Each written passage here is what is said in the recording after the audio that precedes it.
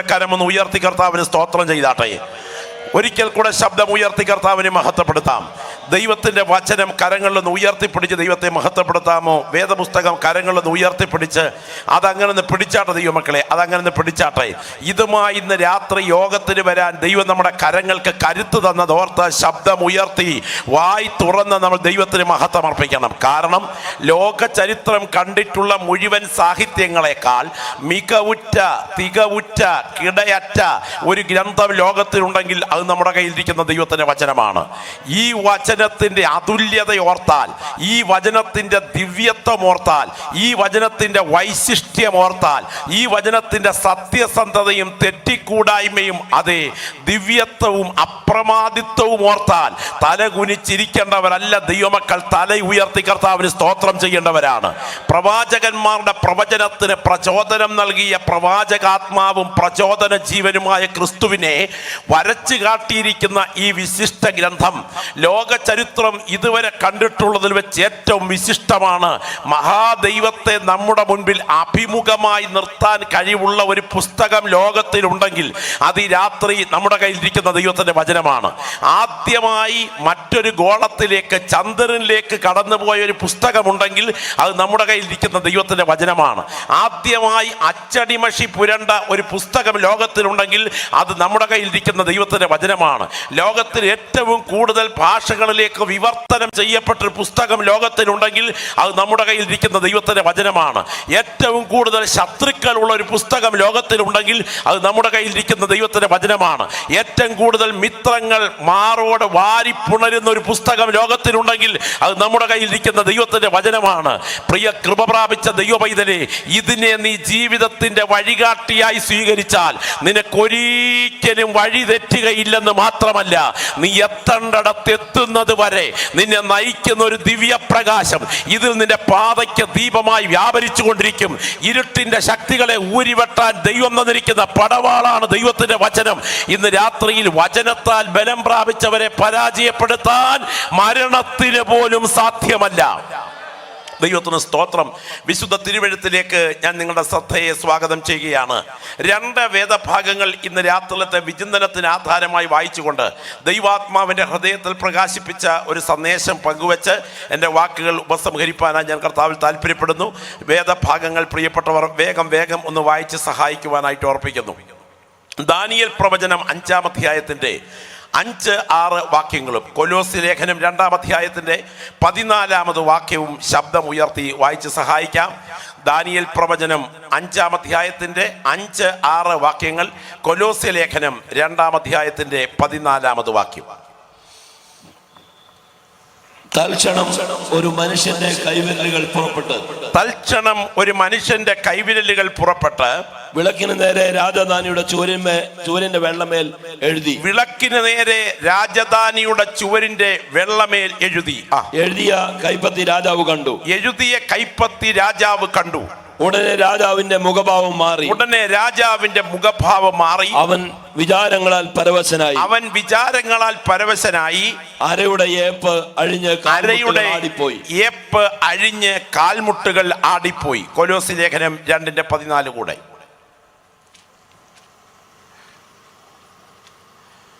കൊലോസ്യർ 2:14 കൂടെ. അതിക്രമങ്ങളൊക്കെയും നമ്മോട് ക്ഷമിച്ച് ചട്ടങ്ങളാൽ നമുക്ക് വിരോധവും പ്രതികൂലമായിരുന്ന കയ്യെഴുത്തും മായിച്ച് ക്രൂശിൽ തറച്ച് നടുവിൽ നിന്ന് നീക്കിക്കളഞ്ഞു. മതിയല്ലോ. കരങ്ങളൊന്ന് ഉയർത്തി കർത്താവിന് സ്തോത്രം ചെയ്താട്ടെ. വളരെ പ്രാർത്ഥനയോടും തികച്ചും ദൈവാശ്രയത്തോടും ഏകാഗ്രതയുള്ള ഹൃദയത്തോടും ദൈവസന്നിധാന ചിന്തയോടും കൂടെ നമുക്ക് കർത്തൃസന്നിധിയിലായിരിക്കാം. ഇന്ന് രാത്രി ഇവിടെ സംസാരിക്കുന്ന വിഷയം നിങ്ങളുടെ മനസ്സിൽ ആഴത്തിൽ പതിയണം എന്ന് ഞങ്ങൾ ആത്മാർത്ഥമായിട്ട് ആഗ്രഹിക്കുന്നു. ഇവിടെ ഇന്ന് രാത്രി നടക്കുന്ന ഒരു കലാപരിപാടിയല്ല. സദസ്സിന്റെ വൈകാരികതകളെ തട്ടി ഉണർത്തത്തക്ക വിധം ഒരു മിമിക്രി ആർട്ടിസ്റ്റിനെ പോലെ ചില വസ്തുതകളെ നിങ്ങളെ കുടുകുട ചിരിപ്പിക്കുവാൻ അവതരിപ്പിക്കുക എന്നുള്ളതല്ല എൻ്റെ ഉദ്ദേശം. ഇന്ന് രാത്രിയിൽ നിങ്ങൾ ചിരിച്ചെഴുന്നേൽക്കണം എന്നല്ല ഞങ്ങൾ ആഗ്രഹിക്കുന്നത്. നിങ്ങൾ ഇന്ന് രാത്രിയിൽ കരഞ്ഞെഴുന്നേൽക്കണം എന്ന് ഞങ്ങൾ ആത്മാർത്ഥമായിട്ട് ആഗ്രഹിക്കുന്നു. ഈ രാത്രിയിൽ കിടന്നുറങ്ങുന്ന കിടപ്പറ മരണയറയായി മാറിയാൽ എൻ്റെ വിശ്രമം എൻ്റെ വീണ്ടെടുപ്പുകാരൻ്റെ മാർവിലായിരിക്കും. എൻ്റെ പേര് ജീവന്റെ പുസ്തകത്തിലുണ്ടെന്ന് ഉറപ്പ് പ്രാപിച്ച ഒരു ദൈവപൈതൽ ഇതിനകത്തുണ്ടെങ്കിൽ നിന്നെ പോലെ ധന്യൻ മറ്റാരുമില്ലെന്ന് വിശ്വസിക്കുന്ന ദൈവമക്കൾ ഇന്ന് രാത്രി വിളിച്ചു പറയണം. കിട്ടാൻ പോകുന്ന പണത്തിന് വേണ്ടിയല്ല, ഭൗതിക നേട്ടങ്ങൾക്ക് വേണ്ടിയല്ല, എൻ്റെ നിത്യത ഉറപ്പാക്കിയത് കൊണ്ടാണ് ഞാൻ ഇന്ന് രാത്രി കർത്താവിനെ ആത്മാവിൽ ആരാധിക്കുന്നത്. വിശുദ്ധ വേദപുസ്തകത്തിലെ പഴയ നിയമത്തിലെ 27-ാമത്തെ പുസ്തകമാണ് ദാനിയേൽ പ്രവചനം. ലോകരാഷ്ട്രങ്ങളെ തൻ്റെ പിൻപിലും വെളിപ്പെടുവാൻ തുടങ്ങുന്ന ദൈവരാജ്യത്തെ തൻ്റെ മുൻപിലും കണ്ടുകൊണ്ട് ഇന്നേക്ക് 26 നൂറ്റാണ്ടുകൾക്ക് പുറകിൽ ദൈവത്തിൻ്റെ ദാസനായ ദാനിയേൽ പ്രവാചകൻ 12 അധ്യായങ്ങളുള്ള രാഷ്ട്രീയ പ്രവചന ഗ്രന്ഥം എഴുതുകയാണ്. ഞാൻ ഇന്ന് രാത്രി പറയട്ടെ, പ്രവാചകന്മാരുടെ പ്രവചനത്തിന് പ്രചോദനം നൽകിക്കൊണ്ട് പരിശുദ്ധാത്മാവ് നൽകിയ പ്രവചനാലോചനകൾ പ്രവചിച്ചു പ്രവചിച്ചു പ്രവചിച്ചു പ്രവചിച്ചു പ്രവചിച്ചു പ്രവചിച്ചു പ്രവചിച്ചു വെച്ചെങ്കിലും പ്രവചിച്ചു പ്രവചിച്ചു പ്രവചിച്ചു വെച്ചതെല്ലാം പ്രവചിച്ചതുപോലെ നിറവേറ്റിയ ഒരു പ്രവചന പുരുഷനെ ലോകം കണ്ടിട്ടുണ്ടെങ്കിൽ അത് ഈ രാത്രി ഞങ്ങൾ പ്രസംഗിക്കുന്ന നസറേനായ യേശുവല്ലാതെ ഒരുത്തനുമില്ലെന്ന് വിളിച്ചു പറയാൻ ധൈര്യം പ്രാപിച്ച ദൈവമക്കൾ ഇന്ന് രാത്രി ശിരസുന്നമിപ്പിച്ചു പറയുന്നു, പ്രവാചകന്മാരുടെ പ്രവചനത്തിന്റെ കേന്ദ്ര ബിന്ദു ഞങ്ങൾ പ്രസംഗിക്കുന്ന നസറേനായ യേശുവാണ്. ദൈവത്തിന് സ്തോത്രം. സോക്രട്ടീസിന്റെ മരണം, പ്ലേറ്റോയുടെ മരണം, അരിസ്റ്റോട്ടിലിന്റെ മരണം ബുദ്ധിജീവികളുടെ മരണമാണെങ്കിൽ എൻ്റെ യേശുവിന്റെ മരണം പ്രവചന നിവർത്തിയായ പകരം മരണമാണ്. അത് തിരിച്ചറിയാൻ ഭാഗ്യം ലഭിച്ച ദൈവമക്കൾ ഇരിക്കുന്ന ഇരിപ്പിൽ യേശുവിന്റെ മരണത്തിലേക്ക് കണ്ണുകൾ ഉയർത്തുമ്പോൾ അത് സാധാരണമല്ല, അസാധാരണ ദൈവശക്തിയുടെ കേന്ദ്ര ഭാവമാണ്. എൻ്റെ മുൻപിലിരിക്കുന്ന ദൈവമക്കളെ, ഞാൻ ഇന്ന് രാത്രി പറയട്ടെ, ഞാനങ്ങ് റാന്നി ജനിച്ചതും നിങ്ങൾ ഇവിടെ പരിസരങ്ങളിലൊക്കെ ജനിച്ചതുമൊക്കെ ആരും പ്രവചിച്ചിട്ടല്ല. നമ്മളൊക്കെ വന്ന കൂട്ടത്തിൽ അങ്ങ് വന്നതാണ്. എന്നാൽ യേശു പലസ്തീനിൽ ജനിച്ചത് വന്ന കൂട്ടത്തിൽ വന്നതല്ല. പ്രവചിച്ച് പ്രവചിച്ച് പ്രവചിച്ച് പ്രവചിച്ച് പ്രവചിച്ച് പ്രവചിച്ച് പ്രവചിച്ച് പ്രവചിച്ച് പ്രവചിച്ച് പ്രവചിച്ച് പ്രവചിച്ച് പ്രവചിച്ചതുപോലെ ജനിച്ച ഒരുവനെ ചരിത്രം കണ്ടിട്ടുണ്ടെങ്കിൽ അത് ഈ രാത്രി ഞങ്ങൾ പ്രസംഗിക്കുന്ന നസറേനായ യേശുവാണ്. അതുകൊണ്ട് ഇന്ന് രാത്രിയിൽ തലകുനിച്ച് മൗനമായി അനങ്ങാമ്പാറ നയത്തിലിരിക്കുന്നവരല്ല ദൈവമക്കൾ. ഇത്രയും ദൈവമക്കൾ ഇവിടെ കടന്നു വന്നിരിക്കുമ്പോൾ തേജസ്സിൽ അവൻ ഇതിന് യോഗത്തിന് നടുവിൽ ഇറങ്ങി വന്നിട്ടുള്ളത് ആത്മക്കണ്ണുകൾ കൊണ്ട് കാണുന്ന ഒരു ദൈവപൈതൽ ഉണ്ടെങ്കിൽ നിനക്ക് ഇന്ന് രാത്രി ആരാധിക്കാതിരിക്കാൻ കഴിയുകയില്ല. ഈക്കിലി പാർട്ടിയാണേലും നേതാവ് സ്ഥലത്ത് വന്നാൽ അവരിൽ ആവേശമാണ് പൊട്ടും, ഇല്ലേ? തോറ്റിട്ടില്ല തോറ്റിട്ടില്ല തോറ്റ ചരിത്രം കേട്ടിട്ടില്ല എന്ന് പറഞ്ഞുകൊണ്ട് 1000 വട്ടം തോറ്റു തൊപ്പിയിട്ടേച്ച് നിൽക്കുന്ന പാർട്ടികൾ കവലകളിൽ നിന്ന് മുദ്രാവാക്യം വിളിക്കുന്നത് കേട്ടിട്ടുണ്ട്. നേതാവ് ജീപ്പേ സ്ഥലത്തോട്ട് വരുന്നത് വരെ മൂലയ്ക്കൊക്കെ മാറി തിരിഞ്ഞു നിൽക്കുമെങ്കിലും നേതാവ് അങ്ങോട്ട് വന്ന് ഇറങ്ങി കഴിയുമ്പോൾ ഇവരുടെ ആവേശം ഒന്ന് കാണേണ്ടതാ. ഇന്ന് രാത്രി ഈ ഗ്രൗണ്ടിൽ നമ്മുടെ നേതാവ് കൃപ പ്രാപിച്ച ദൈവമക്കളുടെ അകക്കണ്ണുകൾ കൊണ്ട് കാണത്തക്ക വിധം ഇറങ്ങി വന്നിരിക്കുന്നത് തിരിച്ചറിയുന്ന ദൈവമക്കൾക്ക് വാപൂട്ടിയിരിക്കാൻ കഴിയുകയില്ല.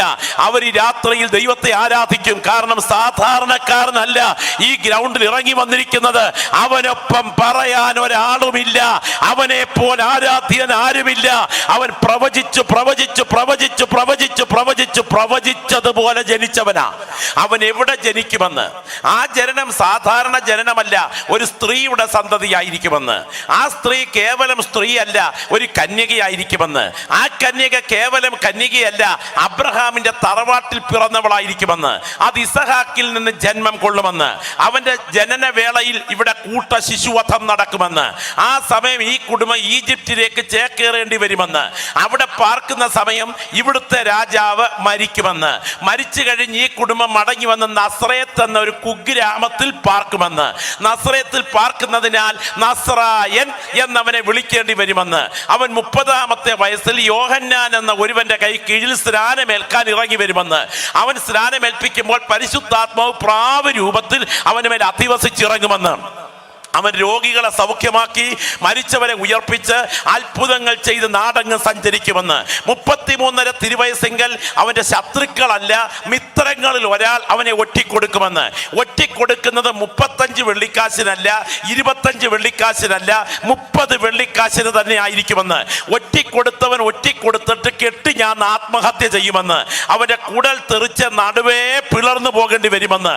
യേശുവിനെ കൈകാലുകൾ തുളയ്ക്കുന്ന, കഴുത്തുവെട്ടിയും കല്ലെറിഞ്ഞും കുറ്റവാളികളെ കൊല്ലുന്ന അക്കാലത്ത് കൊലപാതകത്തിന്റെ രീതികൾ വ്യത്യസ്തമായിരിക്കുമ്പോൾ യേശുവിന്റെ മരണം കൈകാലുകൾ തുളയ്ക്കുന്ന ഒരുവിധ മരണമായിരിക്കുമെന്ന്, അവന്റെ മരണവേളയിൽ ഈ പ്രകൃതി ഇരുട്ടിൽ മറയുമെന്ന്, ആ മരണസമയം ശത്രുക്കൾ അവന്റെ അങ്കിക്കായി ചീട്ടിടേണ്ടി വരുമെന്ന്, മരണസമയം സഹക്രൂശിതരുടെ അസ്ഥികൾ ഒടിയുന്നത് പോലെ ഇവന്റെ അസ്ഥി ഒടിയേണ്ടി വരികയില്ലെന്ന്, അവന്റെ മരണസമയം അവന്റെ അങ്കിക്കായി ചീട്ടിടുക മാത്രമല്ല, അവന്റെ ശവമടക്കൊരു ധനവാന്റെ കല്ലറയ്ക്കകത്ത് നടക്കുമെന്ന്.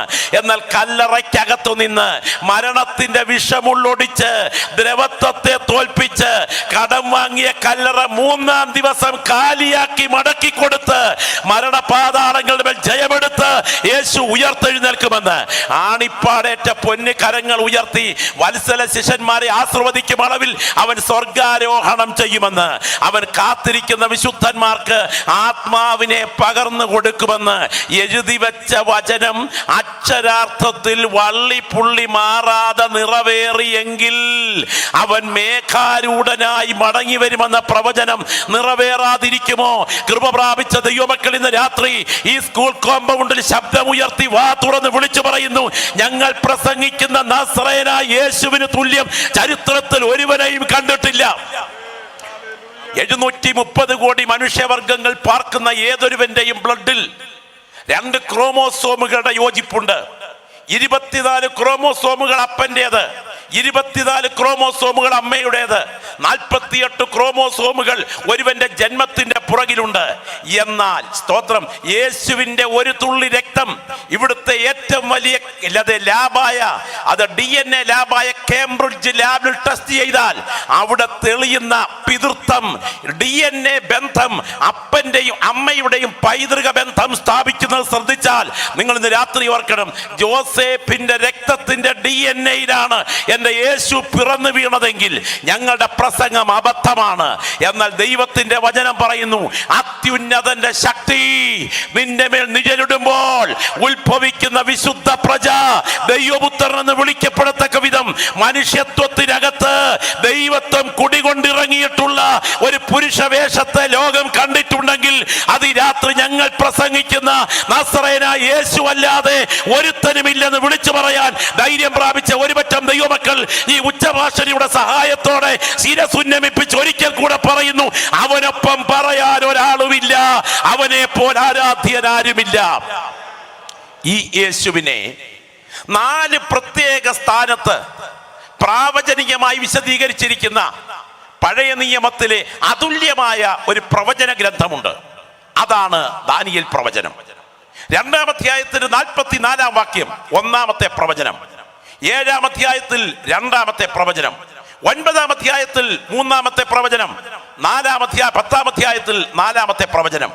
അതെ, ലോകരാഷ്ട്രങ്ങളെ അടിച്ചുടച്ച് തകർക്കുന്ന നിത്യതയുടെ കല്ലായി യേശുവിനെ 2-ാം അധ്യായത്തിലും, മഹാദൈവത്തിൽ നിന്ന് നിത്യാധിപത്യം ഏറ്റെടുത്തുകൊണ്ട് ഈ ഭൂമിയെ ഭരിക്കാൻ ഇറങ്ങി വരുന്ന സർവാധികാരിയായി 7-ാം അധ്യായത്തിലും, കാൽവറി ക്രൂശിൽ എന്റെയും നിങ്ങളുടെയും പാപത്തിന്റെ പരിഹാരത്തിനായി കുരളറക്കപ്പെട്ട ദൈവകുഞ്ഞാടായി 9-ാം അധ്യായത്തിലും, അന്ധകാര ശക്തികളോട് പടപൊരുതുന്ന തേജസ്കരിക്കപ്പെട്ട ആളത്വമായി 10-ാം അധ്യായത്തിലും യേശുവിനെ വെളിപ്പെടുത്തുകയാണ്. കരങ്ങളൊന്ന് ഉയർത്തി കർത്താവിന് സ്തോത്രം ചെയ്യാമോ?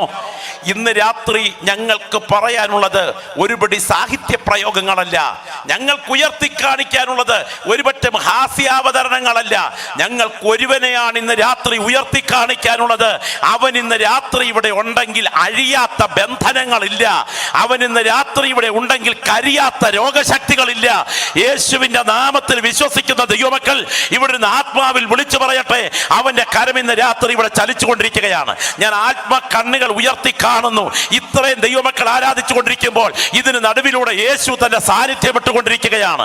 അലറി ഇരമ്പുന്ന കടൽ തിരമാലകളുടെ നേരെ കൽപ്പന പുറപ്പെടുവിച്ചുകൊണ്ട് ഒറ്റവാക്കിൽ പ്രകൃതിയെ നിലയ്ക്ക് നിർത്തിയവനാണ് ഞങ്ങൾ ഇന്ന് രാത്രി ആരാധിക്കുന്ന കർത്താവെങ്കിൽ സ്തോത്രം, സ്തോത്രം.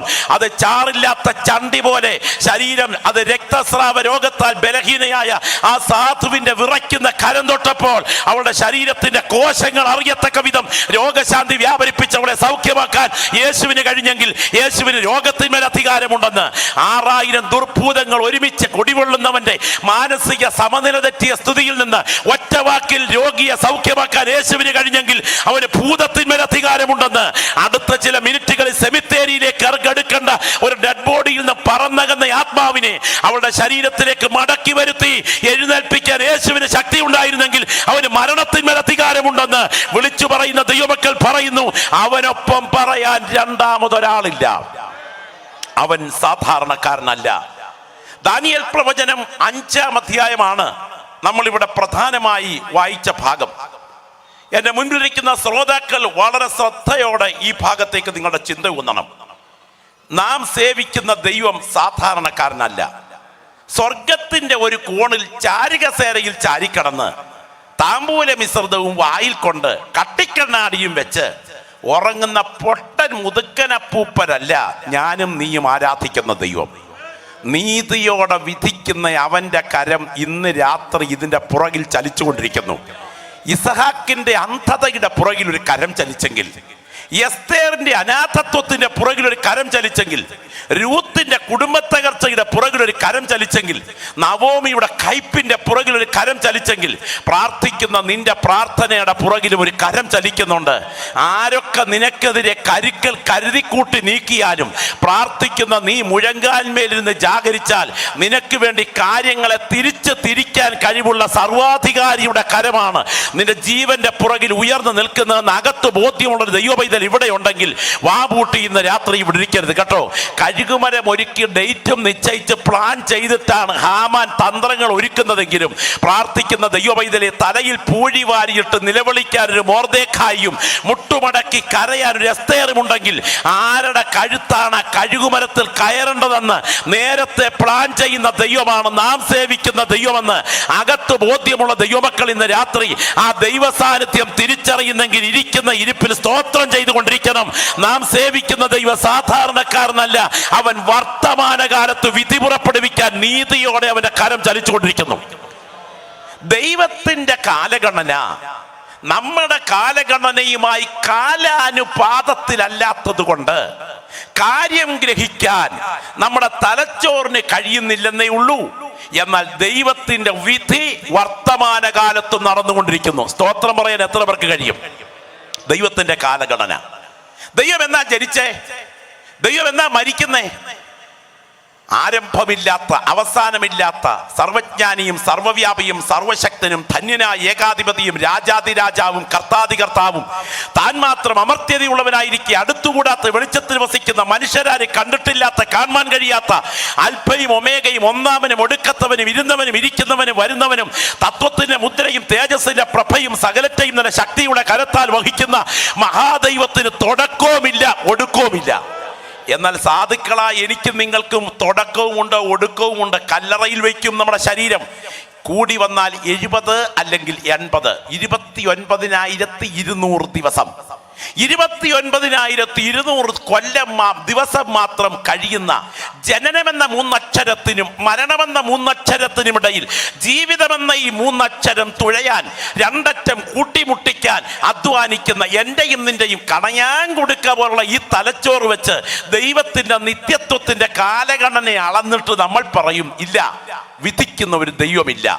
എന്നാൽ വിശ്വസ്തയോടെ ദൈവത്തെ സേവിക്കുന്ന ദൈവപൈതലേ, തൽക്കാലം ദൈവം മൗനമായിരുന്നാലും സമയമടുക്കുമ്പോൾ അവന്റെ കരം വിഷയത്തിന്റെ മേൽ ചലിക്കുമെന്ന് അകത്ത് ബോധ്യമുള്ള ദൈവമക്കൾ വിളിച്ചു പറയണം. ഞാൻ സേവിക്കുന്ന ദൈവം സാധാരണക്കാരനല്ല, അവൻ നീതിയോടെ വിധിക്കുന്നവനാ. ദൈവത്തിന് സ്തോത്രം.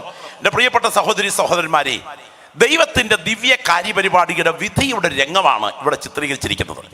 നമുക്കറിയാം, ചരിത്ര പ്രസിദ്ധമായ ബെൽസസറിന്റെ കൊട്ടാരം ഏതാണ്ട് 150 അടി നീളവും 75 അടി വീതിയുമുള്ള ആർക്കിയോളജിസ്റ്റുകൾ ഭൂഗർഭ ഗവേഷണത്തിൽ കണ്ടെത്തിയ ആ കൊട്ടാരത്തിന്റെ അവശിഷ്ടങ്ങൾ ഈ വസ്തുതയുടെ യാഥാർത്ഥ്യത്തെ അരക്കിട്ടുറപ്പിക്കുകയാണ്. ദാനിയേൽ പ്രവചനത്തിന്റെ അതുല്യത അതിലേക്ക് കേന്ദ്രീകരിക്കുകയാണ്. നിങ്ങൾ മനസ്സിലാക്കണം, ഇതൊരു സാധാരണ കൊട്ടാരമോ സാധാരണ പട്ടണമോ അല്ല. നോഹയുടെ കൊച്ചുമകനായ നിമ്രോദിനാൽ നിർമ്മാണ പ്രവർത്തനങ്ങൾ ആരംഭിച്ച് ശീനാർ ദേശത്ത് കാലക്രമത്തിൽ ഉയർന്നു വന്ന് നെബോപ്പാളാസർ എന്നറിയപ്പെടുന്ന ചരിത്ര പ്രസിദ്ധനായ വല്യപ്പനായ നെബുക്കദ്നേസറിന്റെ പൂർവ്വ പിതാവിനാൽ പണി പൂർത്തീകരണത്തിലേക്ക് കൊണ്ടുവന്ന് നെബുക്കദ്നേസർ അതിന്റെ പൂർണ്ണ മഹത്വത്തോടുകൂടെ മഹത്വപൂർണമായി തങ്കക്കുട കെട്ടിടം പോലെ കനക കൊട്ടാരം പോലെ പടുത്തുയർത്തിയ ഒരു വലിയ പട്ടണ സമുച്ചയമാണ് ബാബിലോൺ പട്ടണം. ബാബിലോൺ പട്ടണത്തെ കുറിച്ച് ചരിത്രങ്ങളുടെ പിതാവായ ഹെറോഡോട്ടസ് നേരിൽ പോയി കണ്ട് വസ്തുതകളെ വിലയിരുത്തിക്കൊണ്ട് എടുത്ത കണക്കുകൾ ഒന്ന് ഈ വിഷയത്തിൽ ചേർത്ത് ഞാൻ പറയാം, ശ്രദ്ധിക്കണേ. 15 മൈൽ ഒരു വശത്ത് വീതി, 15 മൈൽ മറുവശത്ത് വീതി, 15 മൈൽ സമചതുരമാണ് ഈ പട്ടണം. 15 മൈൽ സമചതുരമായ പട്ടണത്തിന്റെ മതിൽക്കെട്ട് എന്ന് പറയുന്നത് 87 അടി വീതിയാണ് മതിൽക്കെട്ടിന്. ഹെറോഡോട്ടസ് പറയുന്നു 87 അടി വീതി മതിലിന് മാത്രം. ചുടുകട്ട കൊണ്ടാണ് മതിൽ നിർമ്മാണം. 350 അടിയാണ് ഈ മതിലിന്റെ കുത്തനെ പൊക്കം. സാധാരണ ഒരു വീടിന്റെ മേൽപ്പരപ്പ് വരെ 10 അടി എന്നെടുത്താൽ ഏതാണ്ട് 35 വീടുകൾ ഒന്നിനു പുറത്തൊന്നായി കയറ്റി വെച്ചാൽ എത്ര കുത്തനെ പൊക്കമുണ്ടോ അത്രയും പൊക്കമുണ്ട് ഇതിന് മതിൽക്കെട്ടിന്. സ്തോത്രം. നോക്കുക, 350 അടി കുത്തനെ പൊക്കം, 87 അടി ഇതിന് മുകളിൽ വീതി, 250 കാവൽ ഗോപുരങ്ങളാണ് 60 മൈൽ ചുറ്റളവിൽ ശത്രുവിന്റെ നീക്കങ്ങളെ നിരീക്ഷിക്കുവാൻ വേണ്ടി ആക്കി വെച്ചിരിക്കുന്നത്. 6 രാജരഥങ്ങൾ ഡബിൾ പോർഷനിൽ അങ്ങോട്ടും ഇങ്ങോട്ടും പോകത്തക്ക വലിപ്പമാണ് ഈ രഥങ്ങളുടെ യാത്രയ്ക്ക് വേണ്ടി 87 അടി വീതിയിൽ കാവൽ ഗോപുരങ്ങൾ കഴിഞ്ഞുള്ള ഭാഗം മുകൾ പരപ്പിലുള്ളത്. ഇതിനകത്തുകൂടെ യൂഫ്രട്ടീസ് നദി കോണോട് കോണായി ഒഴുകി മാറുമ്പോൾ അത് പ്രവേശിക്കുന്ന ഭാഗത്ത് വലിയൊരു പിത്തള ഗേറ്റ്, അത് സൂര്യന്റെ ഉദയദിക്കിലാണ്, കിഴക്ക് ദിശയിലാണ്. അത് ഇറങ്ങിപ്പോകുന്ന സ്ഥലത്ത് മറ്റൊരു പിത്തള ഗേറ്റ്, 2 പാളിയാണ് ഗേറ്റ്. ആ ഗേറ്റിലേക്ക് ഉദയാസ്തമന കിരണങ്ങൾ അടിച്ചു കഴിഞ്ഞാൽ ഈ കൊട്ടാര സമുച്ചയം പളപള വെട്ടിത്തിളങ്ങും കനക കമ്പളമായിരിക്കും. കാരണം അത്ര വിധത്തിലാണ് ഈ കൊട്ടാരത്തിന്റെ സംവിധാനം. ഈ കൊട്ടാരത്തിന് നടുവിലൂടെ ഒഴുകുന്ന യൂഫ്രട്ടീസ് നദിയുടെ 2 കരയിലായി അമ്പര ചുംബികളായ 2 അതിമനോഹര കൊട്ടാരങ്ങൾ സ്ഥിതി ചെയ്യുന്നു. ആ കൊട്ടാരങ്ങൾ ബാബിലോണിന്റെ പൂർവ്വ മഹത്വത്തെ വിരൽ ചൂണ്ടുകയാണ്. അതിന്റെ താഴിക കുടങ്ങൾ തനി താമ്രത്തിലാണ് ജ്വലിപ്പിച്ചു നിർത്തിയിരിക്കുന്നത്. ഇതിന്റെ 2 വശത്തെ കൊട്ടാരങ്ങൾക്കടിയിൽ ഭൂഗർഭത്തിലൂടെ യൂഫ്രട്ടീസ് നദിയെ നദിക്കടിയിലൂടെ ക്രോസ് ചെയ്ത് 25 സ്ട്രോങ് റൂമുകൾ ഉണ്ട്. ആ സ്ട്രോങ് റൂമുകളിലാണ് അതേ രത്ന സ്വർണ്ണ വെള്ളി പണ്ഡങ്ങൾ കൊണ്ടുവന്ന് രാജാക്കന്മാർ പിടിച്ചടക്കിയ ശേഖരങ്ങൾ കൊണ്ടുവന്ന് വെച്ചിരിക്കുന്നത്. ഇതിന് മുകളിൽ കൂടി ഈ 2 കൊട്ടാരങ്ങളെ തമ്മിൽ ബന്ധിപ്പിക്കുന്ന ഒരു പ്രധാന പാലമുണ്ട്. അതിന്റെ 2 ഭാഗത്തുമായി 70ഓളം സ്തൂപികകളിൽ ഉയർന്നിൽക്കുന്ന ഗോപുരങ്ങളുണ്ട്. ആ ഗോപുരങ്ങളുടെ മുകളിൽ ഏതാണ്ട് 650 അടി കുത്തനെ ഉയർത്തിക്കൊണ്ട് 45 അടി ഉയരത്തിൽ പറന്നു നിൽക്കുന്ന ഒരു മനോഹരമായ ചാപ്പലുണ്ട്. അത് ബേൽ ദേവന്റെ ക്ഷേത്രം എന്നറിയപ്പെടുന്നു. ഏതാണ്ട് $2000 കോടി പച്ചയ്ക്ക് വില വരത്തക്ക വിധത്തിൽ തനി തങ്കം കൊണ്ട് കത്തിപ്പണത ഒരു ബേൽ ദേവന്റെ ക്ഷേത്രാരാധനാ രൂപമാണ് അതിന് മുകളിൽ നിൽക്കുന്നത്. അത് തനി തങ്കമാണ്. ചുറ്റും ഉയർന്നു നിൽക്കുന്ന ഗോപുരത്തിന്റെ മകുടങ്ങളെല്ലാം പിത്തളയാണ്. പ്രവേശന കവാടത്തിലും അസ്തമന കവാടത്തിന്റെയും ഗേറ്റുകൾ താമ്രമാണ്. അത് ഉദയാസ്തമന സമയത്ത് പട്ടാളക്കാർ വലിച്ചങ്ങോട്ട് അടയ്ക്കുമ്പോൾ അതിലേക്ക് മിന്നിത്തിളങ്ങുന്ന സൂര്യകിരണങ്ങൾ മുകൾ പരപ്പിലേക്കൊന്ന് ജ്വലിച്ചു കത്തിയാൽ ദൂരെ നിന്ന് നോക്കുന്ന ഒരാളിന് വെള്ളിത്താലത്തിൽ പൊന്നാരിഞ്ഞ വെട്ടിത്തിളങ്ങുന്നത് പോലെ ജ്വലിച്ചു കത്തുന്ന മനോഹരമായ കൊട്ടാര സമുച്ചയമാണിത്. ഇത് ആർക്കിയോളജിസ്റ്റുകൾ കണ്ടുപിടിച്ചിരിക്കുന്ന റിപ്പോർട്ടുകൾ ശരിവയ്ക്കുന്നതാണ്. ഇതിന് തൊട്ട് താഴ്വശത്ത് കൊട്ടാരങ്ങളുടെ ഇടയിൽ ഒരു പ്രധാനപ്പെട്ട ദർബാർ ഹാൾ. അതിന് നീളം 150 അടി, 75 അടി വീതി. 1000ഓളം മഹത്തുക്കൾക്കാണ് അവിടെ വിരുന്നൊരുക്കി വെച്ചിരിക്കുന്നത്. അത് സാധാരണ വിരുന്നല്ല. 1000ഓളം മഹത്തുക്കൾ കുടിച്ചു കൂത്താടുന്ന അവരുടെ ഭാര്യമാരും വെപ്പാട്ടികളും ലൈംഗിക അസാൻമാർഗികതകളുടെ പശ്ചാത്തലത്തിൽ കല്ലും മരവും കൊണ്ടുള്ള ദേവീ ദേവന്മാരെ പുരാതനകാല മിത്തുകളുടെ പശ്ചാത്തലത്തിലെ ആരാധനയിൽ തിമിർത്തട്ടഹസിച്ചു കൊണ്ടിരിക്കുന്ന സമയം ആ ബെൽസസറിന്റെ ഹൃദയത്തിൽ ഒരു ദുരാഗ്രഹം അങ്കുരിച്ചു. നമ്മൾ ശ്രദ്ധിക്കണേ, ആ ആഗ്രഹം മറ്റൊന്നല്ല. എന്റെ ഭാഷയിൽ പറഞ്ഞാൽ ബെൽസസർ അവന്റെ ശവസംസ്കാരം ആഘോഷിക്കാൻ പോകുകയാണ്. ദൈവത്തിന്റെ കരം ബെൽസസറിനെതിരെ വിധി പുറപ്പെടുവിക്കാൻ തുടങ്ങുകയാണ്. ഈ കൊട്ടാരത്തെ സംബന്ധിച്ച് നിങ്ങൾ ശ്രദ്ധിക്കണം, ഏതാണ്ട് 150 അടി നീളം ഈ അതേ ഭോജനശാലയ്ക്കുണ്ട്, 75 അടി വീതി ഈ ഭോജനശാലയ്ക്കുണ്ട്. ഇതിന്റെ പ്രധാനപ്പെട്ട ഭാഗത്ത് വെണ്ണ കല്ലുകൊണ്ട് തീർത്ത ഒരു സിംഹാസനമുണ്ട്. ആ സിംഹാസനത്തിന്റെ തൊട്ടുപുറകിലുള്ള മുഴുവൻ ഇഷ്ടികകളും ഛായാചിത്രങ്ങൾ കൊണ്ട് നിറഞ്ഞതാണ്. എന്നാൽ ഇതിന്റെ വലത്തുവശത്തായി ഭൂഗർഭ ഗവേഷകന്മാർ കണ്ടെടുത്തിയത് ഞാൻ ചേർത്ത് പറയും. ഇതിന്റെ വലത്തുവശത്തായി ഒരു വലിയ വിളക്ക് ദേവാലയത്തിൽ നിന്ന് കൊണ്ടുവന്ന 110 റാത്തൽ തങ്കം കൊണ്ട് അടിപ്പ് പണിയായി ഇടിച്ചെടുത്ത തെളിവുള്ള ഒലിവെണ്ണ ഒഴിച്ച് ആരാധനയ്ക്ക് ഉപയോഗിക്കുന്ന നിലവിളക്ക് ഈ പ്രത്യേക അന്തരീക്ഷത്തിൽ വെളിച്ചം പകരാൻ കത്തി നിൽക്കുമ്പോൾ ആ നിലവിളക്കിനോട് ചേർന്ന് ഭിത്തിയിൽ ഒരു ഫലകമുണ്ട്. സാധാരണ വിജയശില എന്ന് വിശേഷിപ്പിക്കുന്ന ഫലകങ്ങളില്ലേ, ഇതുപോലെ ബാബേൽ രാജാക്കന്മാരുടെ പൂർവ്വ ചരിത്രം മനോഹരമായി കൊത്തിവെച്ചിരിക്കുന്ന വെള്ളച്ചുവരിലെ ഒരു ഫലകം. കുടിച്ചു കൂത്താടിക്കൊണ്ടിരിക്കുന്ന സമയം ഒടുക്കത്തെ ഒരാഗ്രഹം അതെ ഈ രാജാവിന് തോന്നി. ദൈവത്തിന് സ്തോത്രം. ഇയാൾക്ക് തോന്നി ഒടുക്കത്തെ ഒരാഗ്രഹം. അതൊക്കെ ഇദ്ദേഹത്തിന് ഈ രാജാവിന് ഒരു ഒടുക്കത്തെ ആഗ്രഹം തോന്നി. എന്താ ഈ ആഗ്രഹം എന്നറിയാമോ? ദേവാലയത്തിൽ നിന്ന് കൊണ്ടുവന്ന വിശുദ്ധ പാത്രങ്ങൾക്കകത്തൊന്ന് കുടിക്കണമെന്നാണ് ബെൽസസറിന്റെ ആഗ്രഹം. ഇത് കേവലം ഒരാഗ്രഹമല്ല കേട്ടോ, ശ്രദ്ധിക്കണേ. ഇത് ഇത്രയും നേരം ആരാധനയിൽ സന്തോഷിപ്പിച്ചത് ബേൽ ദേവനെയും അനുബന്ധ ആരാധനാ മൂർത്തികളെയുമാണ്. എന്നാൽ നമ്മുടെ നാട്ടിൽ നമ്മൾ ഇത്രയും ഉയർത്തി ആരാധിക്കുന്ന ഈ ദൈവം ഉള്ളപ്പോൾ ഇതിനെക്കാട്ടിൽ വലിയ ഒരു ദൈവം യെരുശലേമിൽ ഉണ്ടെന്ന് കേട്ടിട്ടുണ്ടല്ലോ. അവനെ പ്രകോപിപ്പിക്കാൻ എന്താണ് വഴി? അവൻ എത്ര വിജയിയാണെന്ന് ഞാനൊന്ന് കാണട്ടെ എന്ന് പറഞ്ഞുകൊണ്ട് ദൈവത്തെ വെല്ലുവിളിച്ചുകൊണ്ടാണ് കൊട്ടാരത്തിനകത്തേക്ക് യെരുശലേം ദൈവാലയത്തിലെ വിശുദ്ധ പാത്രങ്ങൾ വരാൻ കൽപ്പന പുറപ്പെടുവിച്ചത്. ഞാൻ ഇന്ന് രാത്രി പറയട്ടെ, ദൈവത്തിനെതിരെയുള്ള മത്സരം കണക്ക് തീർക്കാൻ സർവശക്തൻ എഴുന്നേറ്റ് കഴിയുമ്പോൾ തടയാൻ ഒരു ശക്തിക്കും കഴിയുകയില്ലെന്ന് ഓർക്കണം. ഇന്ന് രാത്രി ഇവിടെ ഇരുന്ന് ദൈവത്തെ ആരാധിക്കുന്ന ദൈവമക്കളെ, നീ ഇത് ചെയ്തു, ഞാൻ മിണ്ടാതെ ഇരുന്നു, ഞാൻ നിന്നെ പോലെ ഉള്ളവൻ എന്ന് നീ നിരൂപിച്ചു, ഞാൻ നിന്നെ ശാസിച്ച് ഇത് നിന്റെ കണ്ണിന് മുൻപിൽ നിരത്തി വയ്ക്കും. ദൈവത്തെ മറക്കുന്നവരെ ഇതോർത്തുകൊള്ളുവീൻ, അല്ല ഞാൻ നിന്നെ കീറിക്കളയും, വിടുവിപ്പാൻ ആരും ഉണ്ടായിരിക്കയില്ല. സ്തോത്രം പറയാൻ എത്ര പേർക്ക് കഴിയും? നീതിമാൻ പ്രതിക്രിയ കണ്ട് ആനന്ദിക്കും, അവൻ തന്റെ കാൽ ശത്രുക്കളുടെ രക്തത്തിൽ മുക്കും. ആകയാൽ നീതിമാന് പ്രതിഫലമുണ്ട് നിശ്ചയം. ഭൂമിയിൽ ന്യായം വിധിക്കുന്ന ഒരു ദൈവമുണ്ട് നിശ്ചയമെന്ന് മനുഷ്യർ പറയും. മുഖപക്ഷം കൂടാതെ ഓരോരുത്തൻ അവനവന്റെ പ്രവർത്തികൾക്ക് തക്കവണ്ണം ന്യായം വിധിക്കുന്നവനെ നമ്മൾ പിതാവേ എന്ന് വിളിക്കുന്നുവെങ്കിൽ നമ്മുടെ പ്രവാസകാലം ഭയത്തോടെ കഴിക്കുക. ഇളകാത്ത രാജ്യം പ്രാപിക്കുന്നത് കൊണ്ട് നാം ഭയത്തോടെ സേവ ചെയ്യുക. നമ്മുടെ ദൈവം ദഹിപ്പിക്കുന്ന അഗ്നിയല്ലോ. ഇന്ന് രാത്രി സ്തോത്രം പറയാൻ എത്ര ദൈവമക്കൾക്ക് രാത്രി കഴിയും? ഇന്ന് രാത്രി നിങ്ങൾ ഇത്രയും പേര് ഇന്ന് ദൈവത്തെ ആരാധിച്ചു കൊണ്ടിരിക്കുമ്പോൾ ആരോഗ്യത്തോടൊരു സന്ധ്യ കൂടെ കാണാൻ ദൈവം കഴിവ് തന്നത് മാത്രം ഓർത്താ പോരെ വാ തുറന്ന് ദൈവത്തെ ആരാധിക്കാൻ? ഇടനെഞ്ചിൽ നിന്ന് ഇടവിടാതെ ഇടിക്കുന്ന ആ ചങ്കില്ലേ, ഹാർട്ടില്ലേ, ഏതാണ്ട് 72 പ്രാവശ്യം 1 മിനിറ്റ് ഇടിച്ച് രക്തധമനികളിൽ ചോര തള്ളിക്കയറ്റുന്ന പമ്പ് കഴിഞ്ഞ പകൽ മുഴുവൻ നീ അറിയാതെ ഇടനെഞ്ചിൽ ചലിക്കാൻ ദൈവം അനുവദിച്ചത് കൊണ്ട് കഴിഞ്ഞ രാത്രിയിൽ ഗാഢമായി ഉറങ്ങിയപ്പോൾ അതിന്റെ പണി നിന്നു പോകാൻ അനുവദിക്കാതെ നിന്റെ കണ്ണിനെ കണ്ണുനീരിൽ, നിന്റെ കാലിനെ ഇടർച്ചയിൽ നിന്ന്, നിന്റെ ജീവനെ മരണത്തിൽ നിന്ന് സൂക്ഷിച്ച ഒരു പ്രാവശ്യം കൂടെ വചനത്തിന്റെ മുൻപിൽ ദൈവം നിന്നെ കൊണ്ടുവന്നത് നിന്റെ കരുത്തല്ല, ദൈവത്തിന്റെ കൃപയാണെന്ന് തിരിച്ചറിയുന്ന ഒരു ദൈവപൈതൽ ഇവിടെ ഉണ്ടെങ്കിൽ നീ സേവിക്കുന്ന ദൈവത്തെ വെല്ലുവിളിക്കാൻ നാവുകൾ ചലിക്കരുത്. ഇതിന്റെ പുറകിൽ ജീവിക്കുന്ന ഒരു ദൈവമുണ്ട്. അവന്റെ കരം ചലിച്ചാൽ അതിനെ തടയാൻ ഒരു ശക്തിക്കും കഴിയുകയില്ല.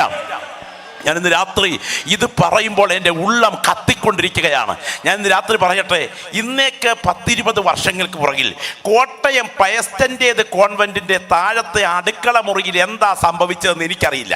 സ്തോത്രം. ഫാദർ ബെൻഡിക്, അതെ, ദൈവത്തിന് സ്തോത്രം, 1-2 പുരോഹിതന്മാർക്കും കന്യാസ്ത്രീകൾക്കുമൊക്കെ അതിനകത്തെ ബന്ധം എന്താണ്, അതിനകത്ത് എന്താണ് ഇവർ തെറ്റിയതെന്നും നമുക്കറിയില്ല. കാരണം ഏതൊരു കോടതിയെയും വിശ്വസിക്കാൻ കഴിയാത്ത നിലയിലേക്ക് കാര്യങ്ങൾ വന്നു കഴിഞ്ഞു.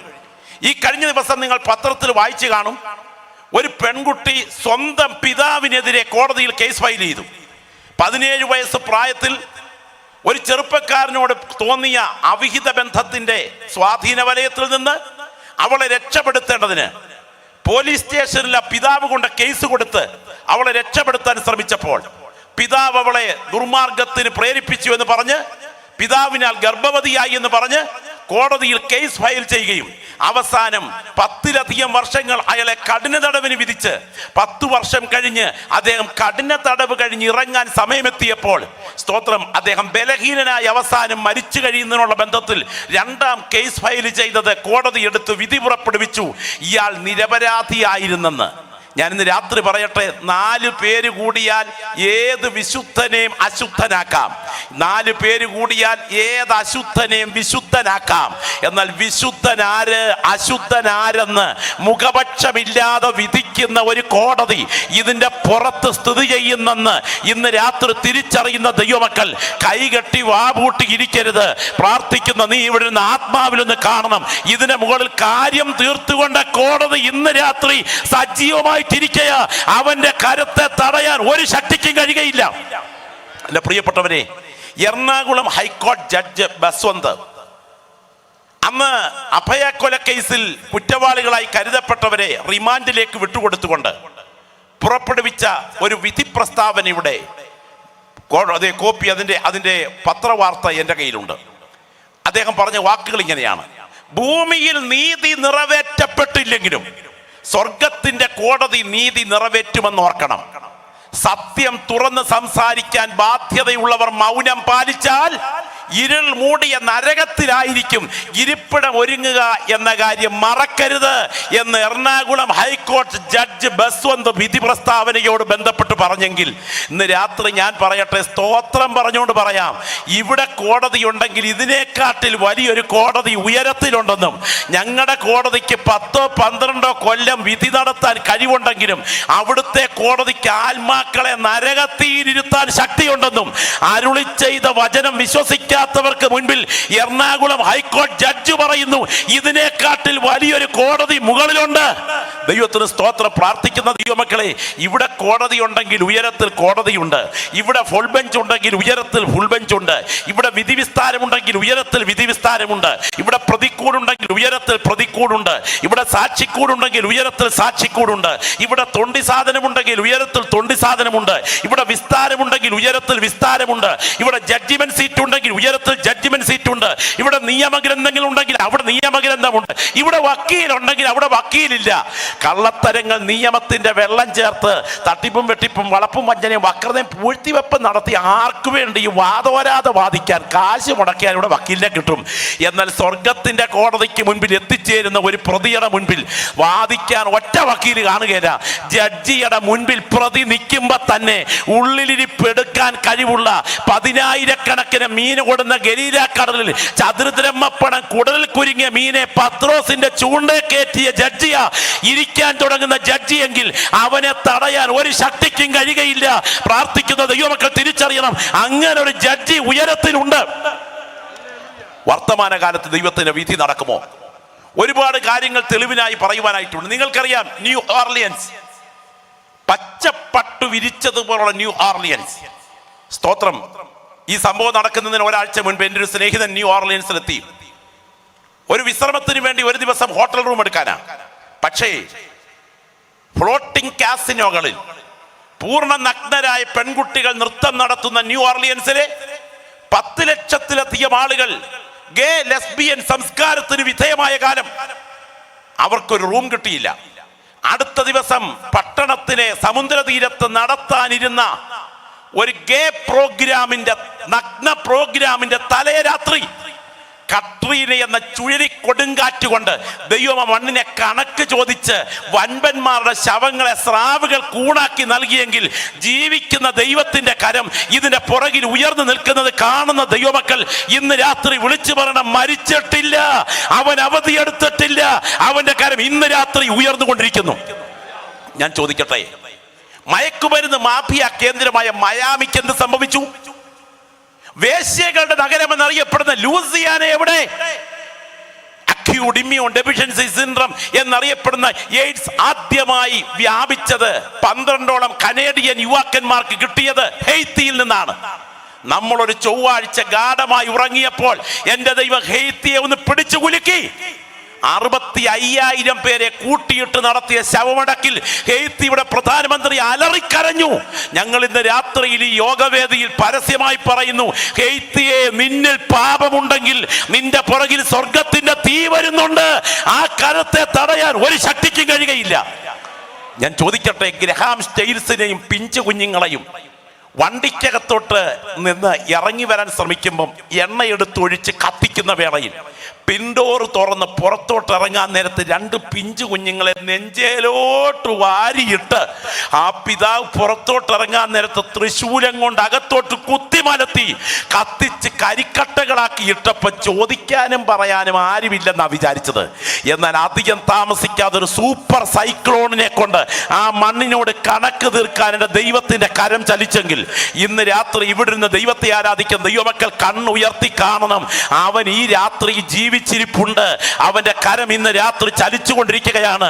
അഭിഷേകം പ്രാപിച്ച ദൈവപൈതലേ, നിന്റെ കണ്ണുനീർത്തുള്ളികൾ നിലത്ത് വീഴുമ്പോൾ നിനക്ക് വേണ്ടി നടപടിയെടുക്കാൻ കഴിവുള്ള ഒരു സർവാധികാരിയുടെ കരം ഇന്ന് രാത്രി നിന്റെ ജീവന്റെ പുറകിലുണ്ടെങ്കിൽ ഇടത്തും വലത്തും ഇരിക്കുന്നവർ മിണ്ടാതിരുന്നാലും നീ ഇന്ന് രാത്രി കർത്താവിനെ ആരാധിക്കുന്ന രാത്രിയാകണം. ഇന്തോനേഷ്യയിലെ സുമാത്രയുടെ മേഖല ഇതുപോലൊരു ക്രിസ്തുമസ് ദിവസം അവർ പറഞ്ഞു, നിങ്ങളുടെ ദേവന്റെ ജന്മദിവസമാണ് ഡിസംബർ 25. ഒറ്റ ഒരുത്തനെ ഈ പ്രതലത്തിൽ കാണരുത്, ഓടി മലമുകളിൽ കയറിക്കൊള്ളണം. ഓടിച്ചു കയറ്റി ഏതാണ്ട് 4 ക്രൈസ്തവരെ നീചമായി പിടിച്ച് തലവെട്ടിയതിനു ശേഷം ഭയപ്പെടുത്താൻ വേണ്ടി 2 സഹോദരിമാരുടെ തലയുടെ തലമുടിയുടെ ഭാഗം ഇങ്ങനെ ചുറ്റിപ്പിടിച്ചിട്ട് കഴുത്തിനടിയിൽ കൂടെ ചോര ഇങ്ങനെ വാർന്നൊഴുകുമ്പോ 2 സഹോദരന്മാരുടെ കഴുത്തിനടിയിൽ കൂടെ ചോര ഇങ്ങനെ വാർന്നൊഴുകുമ്പോ അടിക്കുറിപ്പെട്ടു, ഇതാണ് ക്രൈസ്തവ പീഡനമെന്ന്. അന്ന് രാത്രി അവിടെയുള്ള ക്രൈസ്തവർ മലമുകളിലേക്ക് ഓടിക്കയറി. അന്ന് രാത്രി ഇന്ത്യൻ പ്ലേറ്റും ബർമീസ് പ്ലേറ്റും ഭൂഗർഭത്തിലൊന്ന് ഇന്റർലോക്കായി. കടൽ 7000 കിലോമീറ്റർ വേഗതയിൽ ഓടി.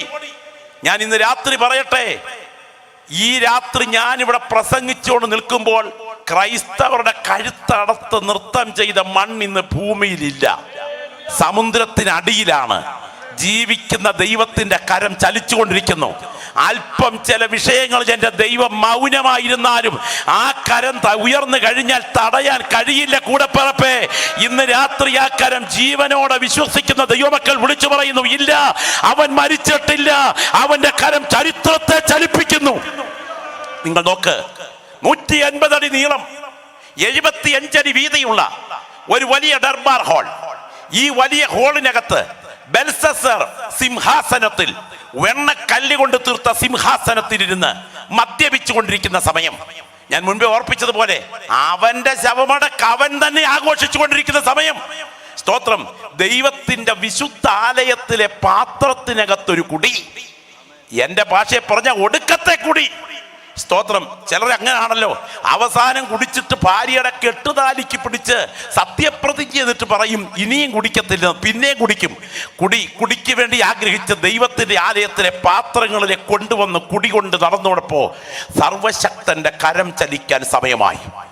പാപം അതിന്റെ മൂർധന്യാവസ്ഥയിൽ എത്തിക്കഴിഞ്ഞു. എന്റെ ദൈവത്തിന്റെ കരം വേഗം ഇറങ്ങി വന്നു. അതാ ഈ ബെൽസസർ രാജാവ് നോക്കിക്കൊണ്ടിരിക്കുമ്പോൾ ലിറ്ററലായി ഒരു മനുഷ്യന്റെ കൈവിരലുകൾ പുറപ്പെട്ട്, സ്തോത്രം, അവന്റെ രാജധാനിയുടെ ചുവരിൽ രാജാക്കന്മാരുടെ വിജയശീലയുടെ മുകളിൽ എഴുതി മെനേ മെനേ തെക്കേൽ ഉപാർസി. ദൈവത്തിന് സ്തോത്രം. ദൈവം നിന്നെ എണ്ണി, ദൈവം നിന്നെ തൂക്കി കുറവുള്ളവനായി കണ്ടിരിക്കുന്നു. നിന്റെ രാജ്യം വിഭജിച്ച് മേദ്യർക്കും പാർസികൾക്കും കൊടുത്തിരിക്കുന്നു. ദൈവകോടതിയുടെ കൈയെഴുത്ത് വെളിപ്പെട്ട് കഴിഞ്ഞപ്പോൾ വിരലിന്റെ ചുവരിന്മേലുള്ള എഴുത്തിന് മുൻപിൽ ബെൽസസറിന് മുട്ടാടാൻ തുടങ്ങി. അവന്റെ ഉള്ളു വിചാരങ്ങളാൽ പരിഭവിക്കാൻ തുടങ്ങി. അവന്റെ അരയുടെ ഏപ്പഴിഞ്ഞു. ഇന്ന് രാത്രി ദൈവത്തെ ആരാധിക്കുന്ന ദൈവമക്കളുടെ ഒരു കാര്യം പറയട്ടെ, ദൈവത്തിന് സ്തോത്രം. സർവശക്തൻ വെളിപ്പെട്ടില്ല, അവന്റെ ദിവ്യ ദൂത സഞ്ചയങ്ങൾ പരിവാര സമുന്നിതമായി ഇറങ്ങി വന്നില്ല, ജാഞ്ചല്യമായ ദൈവ തേജസ്സിന്റെ പ്രഭാകാന്തി വെളിപ്പെട്ടു വന്നില്ല, മഹാദൈവം തന്റെ ദിവ്യമായ അഗ്നിപ്രഭയിൽ വെളിപ്പെട്ടില്ല. അവന്റെ വിരലിന്റെ ഒരറ്റം മാത്രം വന്ന് ഈ ഇത്രയും എഴുതിയപ്പം ഇത്രയും വിറച്ചെങ്കിൽ ദൈവത്തിന്റെ വിധി കോടതി വെളിപ്പെടുമ്പം മനുഷ്യകുലത്തിന്റെ രംഗം എന്തായിരിക്കുമെന്ന് ഇന്ന് രാത്രി എന്ന് ആത്മാവിൽ കണ്ടാൽ കൈകെട്ടി എഴുന്നേറ്റ് പോകത്തില്ല കേട്ടോ. ഞാൻ ഇന്ന് രാത്രി പറയുന്നത് കേവലം സങ്കല്പകഥയല്ല. നിങ്ങൾ ഇവിടെ ഇരിക്കുന്നത് സത്യമാണെങ്കിൽ, ഞാൻ ഇവിടെ നിൽക്കുന്നത് സത്യമാണെങ്കിൽ, എൻ്റെ ദൈവത്തിന്റെ വിധി യാഥാർത്ഥ്യമാണ്. ആ കരത്തെ തടയാൻ ഒരു ശക്തിക്കും കഴിയില്ല. ഇതിനിടയ്ക്ക് ഒരു കാര്യം ഞാൻ പറയട്ടെ. ഇതിൻ്റെ പുറകിൽ ദൈവത്തിന് ദിവ്യമായൊരു പദ്ധതി ഉണ്ടായിരുന്നു. ആ പദ്ധതി മറ്റൊന്നുമല്ല. ആ പദ്ധതി നൂറ്റാണ്ടുകൾക്ക് പുറകിൽ വെളിപ്പെട്ട പ്രവചന രേഖകൾ ഇവിടെ നിവർത്തിയാകുകയായിരുന്നു. ഇന്നേക്ക് ദൈവത്തിന് സ്തോത്രം, 175 വർഷങ്ങൾക്ക് പുറകിൽ ദൈവത്തിൻ്റെ ദാസൻ ഇരമ്യാ പ്രവാചകൻ മുഖാന്തരം ദൈവാത്മാവ് ഇങ്ങനെ കുറിച്ചു: നെബൂഖദ്നേസർ രാജാവിൻ്റെ കൈകളിലേക്ക് ഞാൻ ഈ ഭൂമിയിലെ ജനതകളെ കൈമാറുകയാണ്. ദേശത്തിൻ്റെ കാലാവധി ആകുവോളം അവനെയും അവൻ്റെ മകനെയും മകൻ്റെ മകനെയും ആളുകൾ സേവിക്കേണ്ടി വരും. കരമൊന്ന് ഉയർത്തി കർത്താവിന് സ്തോത്രം ചെയ്യാമോ? ഞാൻ സേവിക്കുന്ന ദൈവം സാധാരണക്കാരനല്ല. അവൻ വാഗ്ദത്തം നിവർത്തിക്കാൻ വിശ്വസ്തനായ ദൈവമാണ്. ദൈവത്തെ ആരാധിക്കുന്ന ദൈവ പൈതലേ, നിന്റെ ജീവിതത്തിന്മേൽ ദൈവം അരുളി ചെയ്തിട്ടുള്ള ചില വാഗ്ദത്തങ്ങൾ കാലം എത്ര കഴിഞ്ഞാലും, വർഷങ്ങൾ എത്ര കഴിഞ്ഞാലും, പ്രാർത്ഥിക്കുന്ന നിനക്ക് വേണ്ടി നിവർത്തിച്ചു തരാൻ ആ കരം ചലിച്ചാൽ അതിനെ തടയാൻ ലോകത്തിലെ ഒരു ശക്തിക്കും കഴിയുകയില്ലെന്ന് ഇന്ന് രാത്രി ആത്മാവിൽ കാണുന്ന ദൈവമക്കൾ കണ്ണടച്ച് വാപൂട്ടി ഇരുന്ന് എഴുന്നേറ്റ് പോകരുത്.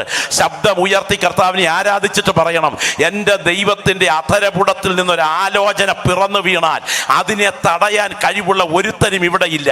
ഇന്ന് രാത്രി ഞാൻ ആത്മനിയോഗത്തോടെ വിളിച്ചു പറയിട്ടൊരു പോരാട്ടം ഈ രാത്രി ഇവിടെ നടന്നുകൊണ്ടിരിക്കുകയാണ്. നിന്റെ ദൈവകൃപയ്ക്കെതിരെ, നിന്റെ ശുശ്രൂഷയ്ക്കെതിരെ, നിന്റെ താലന്തുകൾക്കെതിരെ, നിന്റെ മേൽ വ്യാപരിക്കേണ്ട ദൈവ സാന്നിധ്യത്തിനെതിരെ, നിന്റെ മേൽ വ്യാപരിക്കേണ്ട ദൈവാഭിഷേകത്തിനെതിരെ വാദിക്കുന്ന ചില അദൃശ്യ ശക്തികൾ എതിരെ ഉയർന്നു നിൽക്കുകയാണ്. എന്നാൽ എൻ്റെ ദൈവത്തിൻ്റെ കരം പ്രവചന നിവർത്തിയായി ചലിച്ചു കഴിയുമ്പോൾ നീ നാളുകളായി പ്രാർത്ഥിച്ചു കൊണ്ടിരിക്കുന്ന വിഷയം നിന്റെ കൺമുൻപിൽ നിറവേറത്തക്ക വിധം അവൻ്റെ ബലമുള്ള കരം അതിന്മേൽ ഉയർന്നിരിക്കും. ഇത് യാഥാർത്ഥ്യമാണെന്ന് മാത്രമല്ല, ഇതിൻ്റെ ദിവ്യത്വം തിരിച്ചറിയുന്ന ദൈവമക്കൾ ഇരിക്കുന്ന ഇരിപ്പിൽ ശബ്ദം ഉയർത്തി കർത്താവിനെ ആരാധിക്കണം. ദൈവത്തിന് സ്തോത്രം. എത്ര ദൈവമക്കളുടെ അധരം ചലിക്കുമെന്ന് രാത്രി. ഇരിക്കുന്നത് കസേരയിലാണെങ്കിലും ഇരിക്കുന്നത് ഗ്രൗണ്ടിലാണെങ്കിലും എൻ്റെ കയ്യിലിരിക്കുന്ന ദൈവത്തിൻ്റെ വചനത്തിൻ്റെ ദിവ്യത്വം ഓർത്താൽ എനിക്ക് എൻ്റെ ദൈവത്തെ ആരാധിക്കാതിരിക്കാൻ കഴിയത്തില്ലെന്ന് അകം കത്തുന്ന എത്ര ദൈവമക്കൾ ഇന്ന് രാത്രി ഇവിടെയുണ്ട്.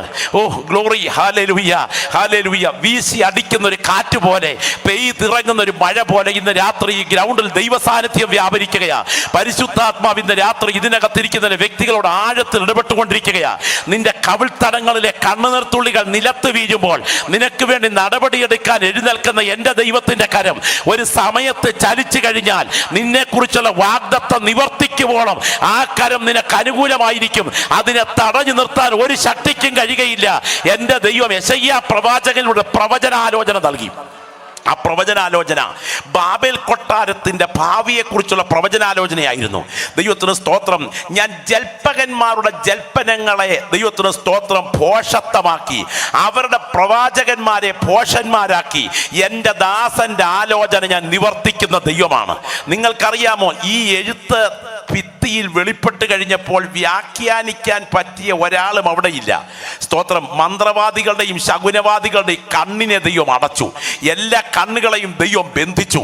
ദൈവത്തിന് സ്തോത്രം. ഞാൻ ഇന്ന് രാത്രി ദൂത് പറയാം. നിന്നെ മാനിക്കാൻ സമയം അടുക്കുമ്പോൾ നിനക്കെതിരെ വിരൽ ചൂണ്ടാൻ സാധ്യതയുള്ളവരുടെ ബുദ്ധിമണ്ഡലത്തെ ദൈവം കെട്ടിയിട്ട് ഇതുവരെ കണ്ടിട്ടില്ലാത്ത ചില വാഗ്ദത്തങ്ങൾ നിന്റെ കൺമുൻപിൽ വെളിപ്പെടുത്തുമെന്ന് മാത്രമല്ല, നിന്നെ അവഗണിച്ച് ഇറക്കിയവരുടെ നടുവിൽ അവർ നോക്കി നിൽക്കെ നിന്റെ തലയെ മാനിക്കാൻ എൻ്റെ ദൈവം ചില പദ്ധതികൾ ഒരുക്കുന്ന ദൈവമാണെന്ന് ഇന്ന് രാത്രി ഞാൻ പ്രവചനാലോചന പോലെ ഈ സ്റ്റേജിൽ വിളിച്ചു പറയുകയാണ്.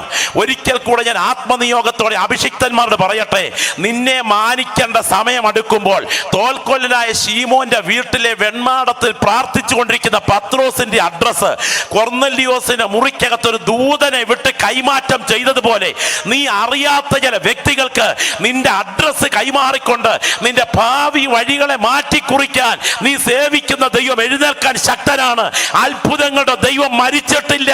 അവന്റെ കരം ചലിക്കാൻ തുടങ്ങുക. ദൈവത്തിന് സ്തോത്രം. ഈ ദൈവത്തിന്റെ ദാസനായ ദാനിയേൽ സാധാരണക്കാരനല്ല.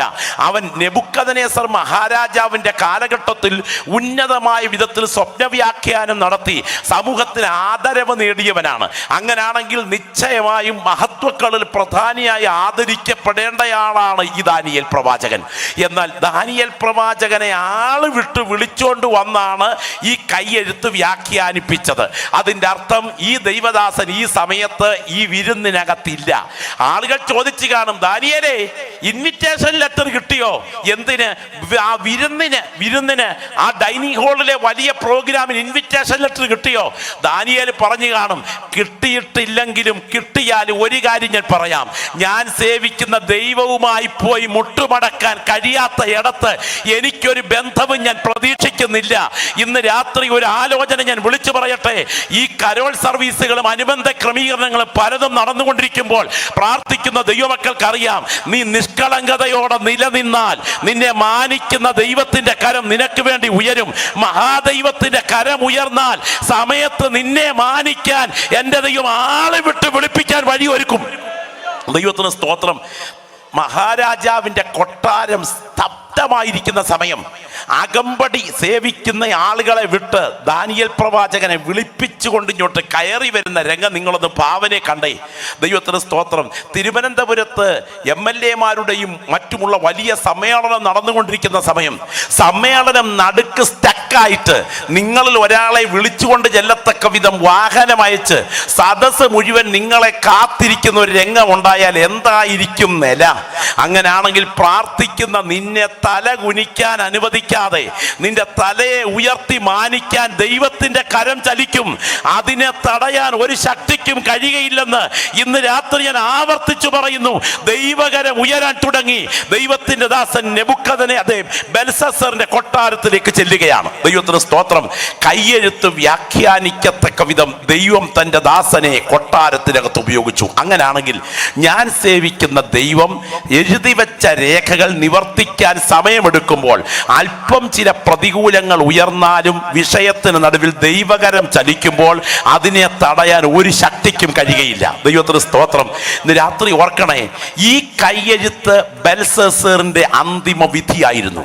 അടുത്ത മണിക്കൂറിൽ അവന്റെ കഴുത്ത് വെട്ടിക്കൊണ്ട് ബെൽസസ്സറിന്റെ ഭരണം അവസാനിപ്പിക്കുകയാണ്. അങ്ങനെയാണെങ്കിൽ ഈ ചുവരെഴുത്തിനെ കുറിച്ച് ഞാൻ ഒറ്റ വാക്കിൽ പറയാം, മരണ എഴുത്ത്. ഒന്ന് കരം ഉയർത്തി സ്തോത്രം പറയാമോ? മരണ എഴുത്ത്. ആർക്കെതിരെയുള്ള മരണ എഴുത്ത്? ബെൽസസ്സറിന്റെ മരണ എഴുത്ത്. നമുക്കറിയാം. സ്തോത്രം. കേസ് വാദിക്കാൻ പോലീസ് അഡ്വക്കേറ്റ് എടുക്കുമ്പോൾ പേജ് കണക്കിന് വിഷയങ്ങളാണ് ഈ കേസിനെ സംബന്ധിച്ച് എഴുതിയിട്ടുള്ളത്. വാരി വലിച്ചായിരിക്കും വാദം. എന്നാൽ വിധി പുറപ്പെടുവിക്കാൻ വേണ്ടി ജഡ്ജി എഴുന്നേക്കുമ്പോ വിധി പ്രസ്താവന വാരി വലിച്ചല്ല, 4 വാക്കിൽ വിധി ഒതുക്കും. സ്തോത്രം. അങ്ങനാണെങ്കിൽ സ്വർഗത്തിന് വാദമില്ല, സ്വർഗത്തിന് വിധിയേ ഉള്ളൂ. സ്തോത്രം. സ്വർഗത്തിന്റെ വിധി ചലിക്കുകയാ. മേനേ മേനേ തെക്കേ ലുഭാർസി. സ്തോത്രം.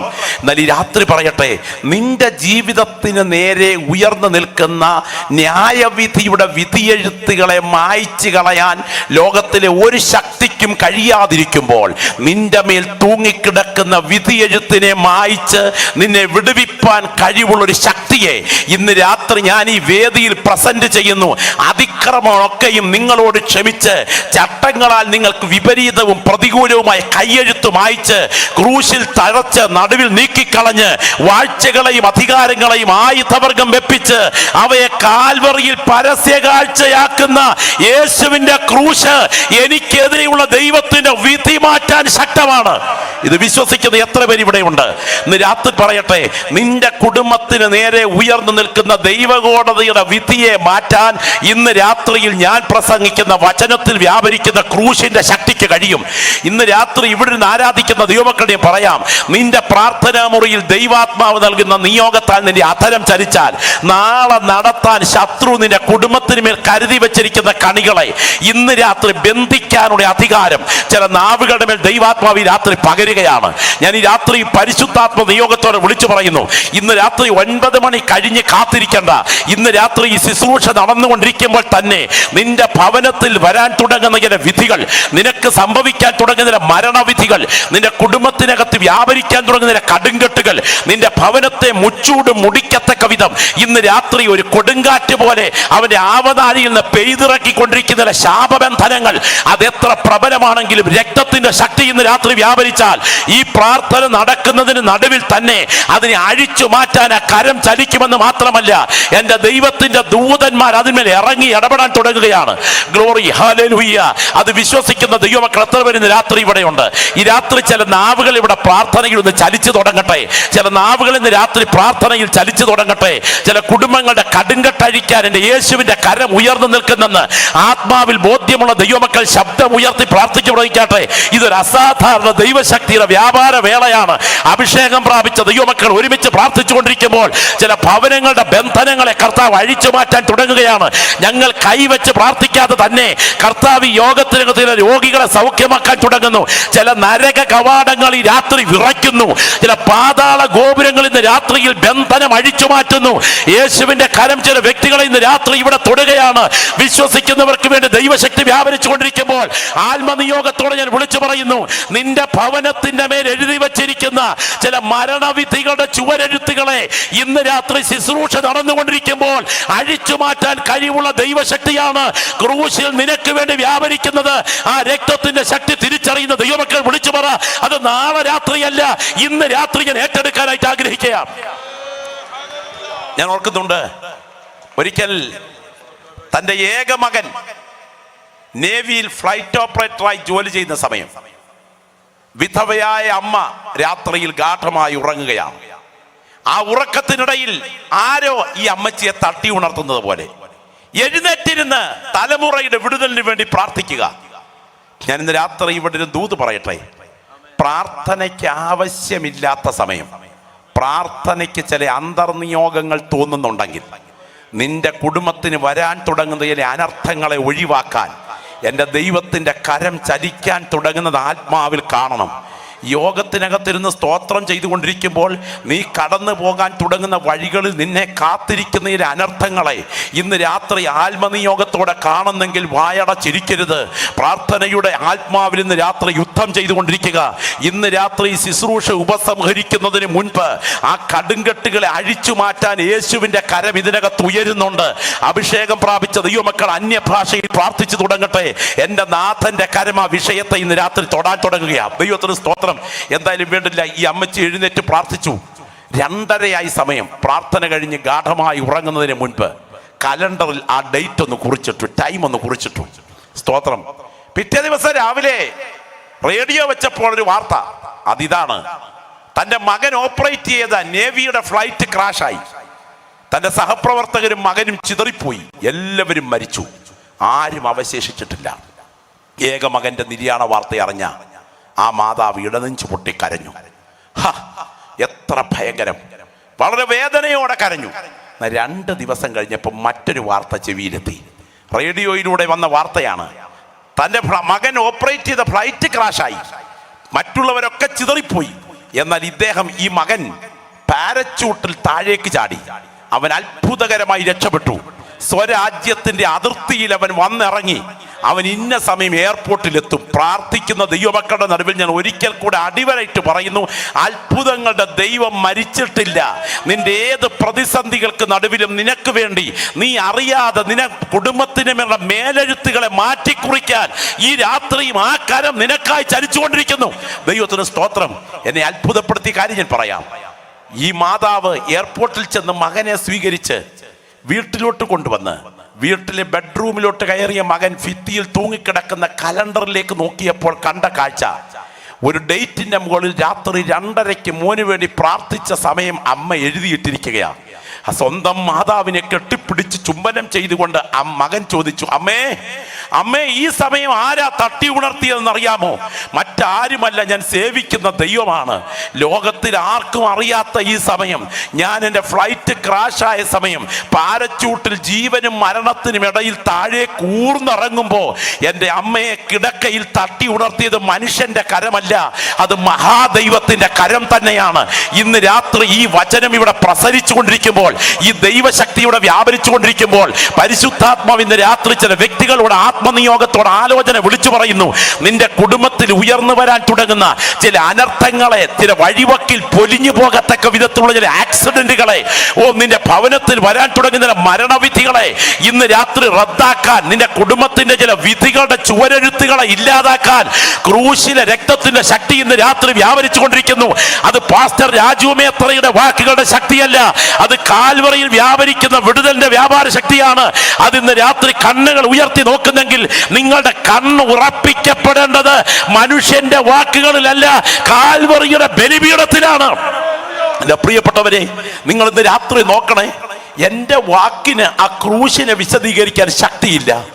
ക്രൂശിന്റെ ഭാരത്താൽ സന്ധിബന്ധങ്ങൾ തകർന്ന്, കൊടും ചൂടിനാൽ ശരീരം ചുട്ടരിഞ്ഞ്, ദാഹത്താൽ സർവാംഗവും തളർന്ന്, ഒരടി അടിച്ചാൽ തൊലിയുരിയുന്ന, അടുത്ത അടിയിൽ പച്ചമാംസം കിറുകിറപ്പറിയുന്ന അടിയേറ്റ് വീണ്ടും എഴുന്നേറ്റും നമ്മുടെ നാഥൻ ഗോൽഗോഥയോട് അടുക്കുകയാ.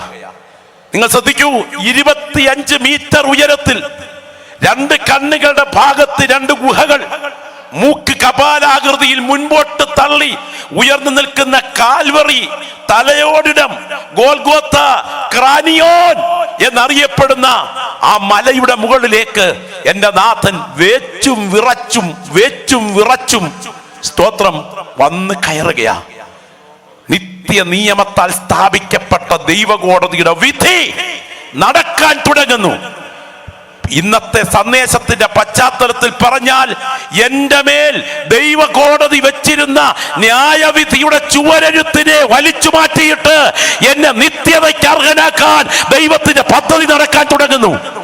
പണി തീർന്ന ക്രൂശ് മലർത്തി അങ്ങോട്ട് ഇട്ടിട്ട്, ഷൂസ് ഇട്ട കാലുകൊണ്ട് കൈകാലുകൾ മരത്തോട് ചേർത്ത് കഠോരന്മാരായ റോമാപ്പടയാളികൾ ചവിട്ടിപ്പിടിച്ച് കൈകാലുകളെ മുറിച്ചിറക്കുന്ന ആണി സന്ധിബന്ധങ്ങളെ ഭേദിച്ചിറങ്ങുമ്പോ ഇന്ന് രാത്രി ആ ക്രൂശിൽ ഉയരുന്ന നിലവിളി എന്റെ പ്രിയപ്പെട്ടവർ ശ്രദ്ധിച്ചു കേൾക്കണമേ.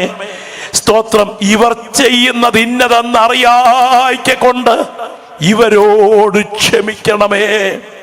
ഞാൻ ഇന്ന് രാത്രി പറയട്ടെ, ഒരമ്മയുടെ മകൻ, തൻ്റെ അമ്മ തനിക്ക് ജന്മം തന്നിട്ട് തനിക്ക് വേണ്ടി ജീവസംരക്ഷണാർത്ഥം മരിച്ചു എന്നൊരു വാർത്ത അറിഞ്ഞാൽ എന്നും മരണം വരെ അവന്റെ അമ്മയുടെ ഓർമ്മ ഉള്ളിൽ പുണ്ണിൽ അമ്പ് തറയ്ക്കുന്ന വേദനയായിരിക്കും.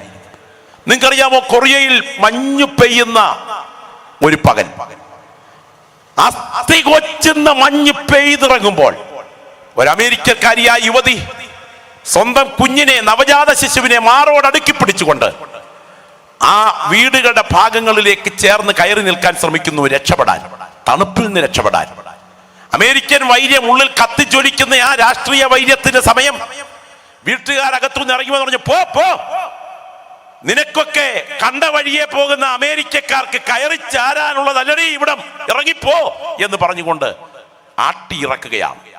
2-3 വീടുകളുടെ ഓരങ്ങളിലോട്ട് കയറി നിൽക്കാൻ അവൾ ശ്രമിച്ചു. അവളെ അവിടെ നിന്നെല്ലാം ആട്ടിയിറക്കി.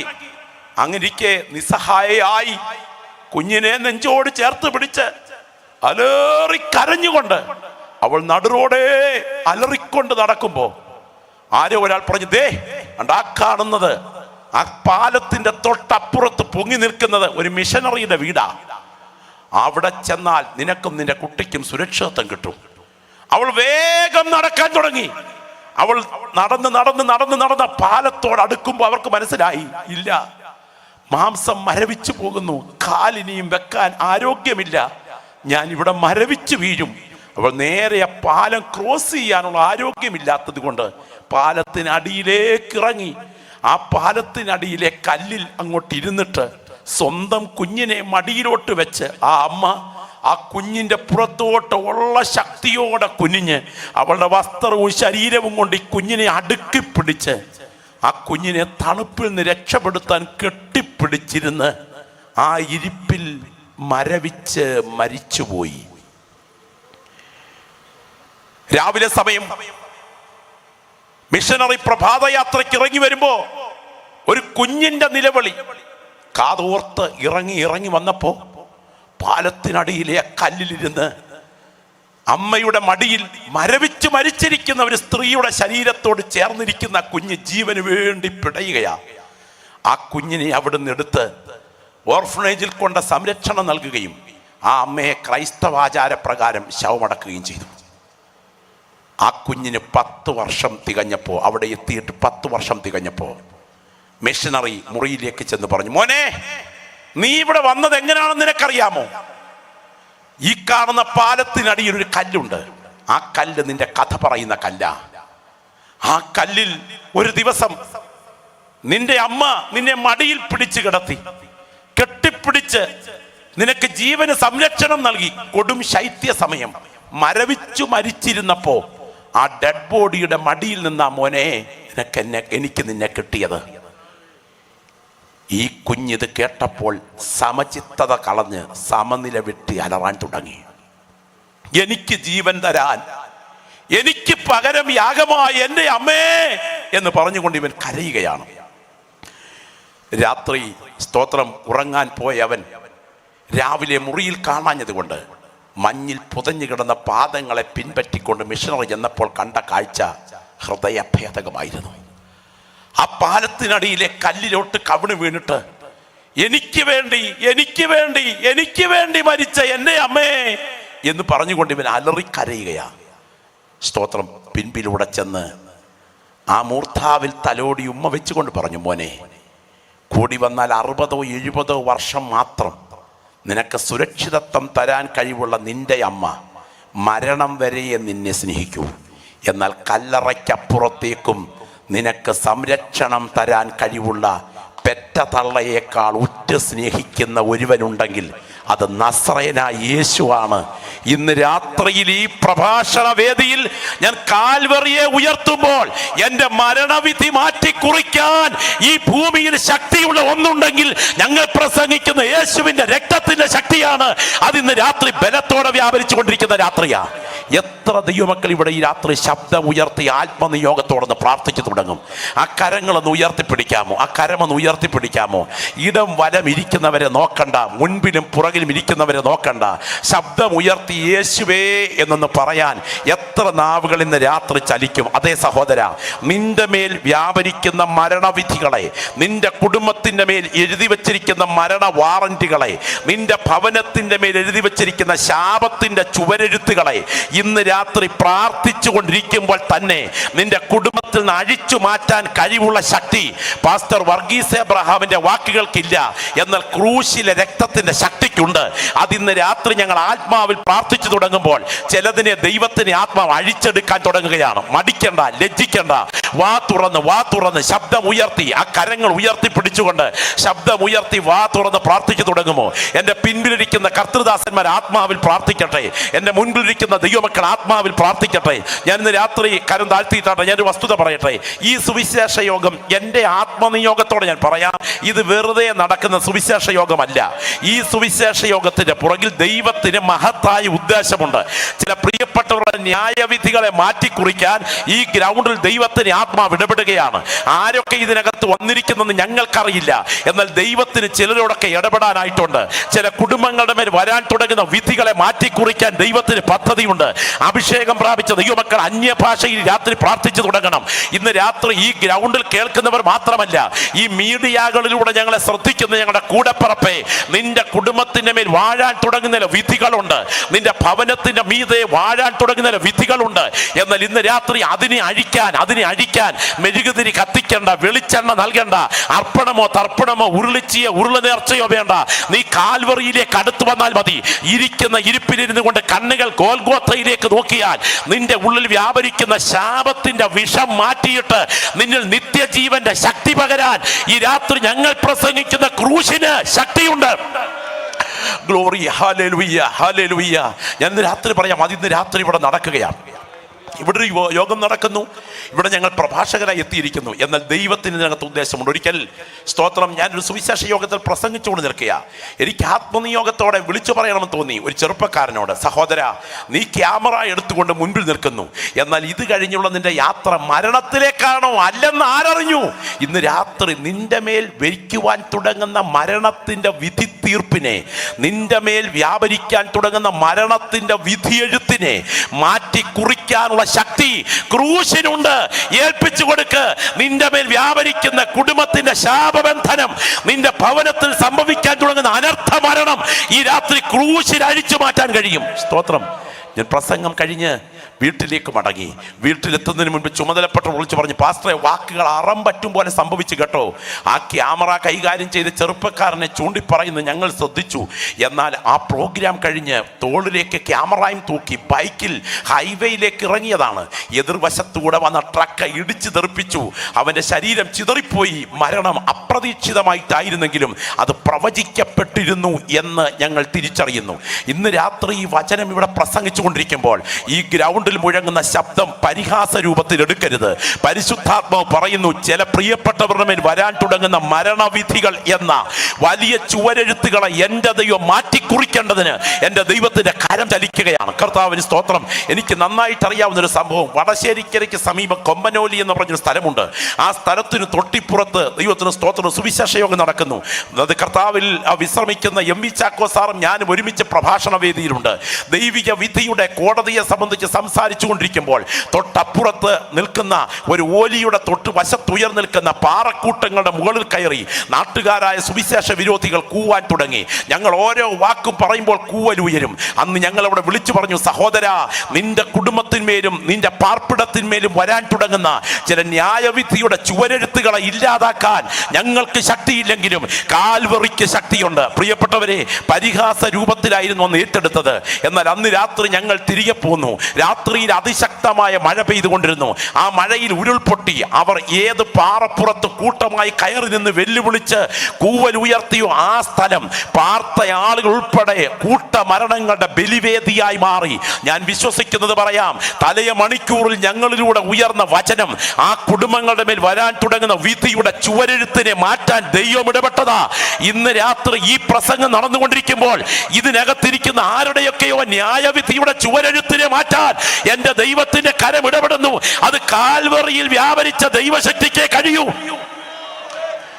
നിങ്ങൾക്കറിയാമോ, 3ാം ക്ലാസ്സിൽ പഠിക്കുന്ന ഒരു പെങ്കൊച്ച്, അവൾ വീട്ടിൽ നിന്ന് ഇറങ്ങിയപ്പോൾ പറഞ്ഞു, ദൈവത്തിന് സ്തോത്രം, പപ്പ, സുവിശേഷകനായ അപ്പനോട് പറഞ്ഞു, പപ്പ, എനിക്ക് ഒരു ട്രാക്ട് വേണം. എന്തിനാ മോളെ നിനക്ക് ട്രാക്ട്? അത് എനിക്ക് ആർക്കെങ്കിലും ഒന്ന് കൊടുക്കാനാ.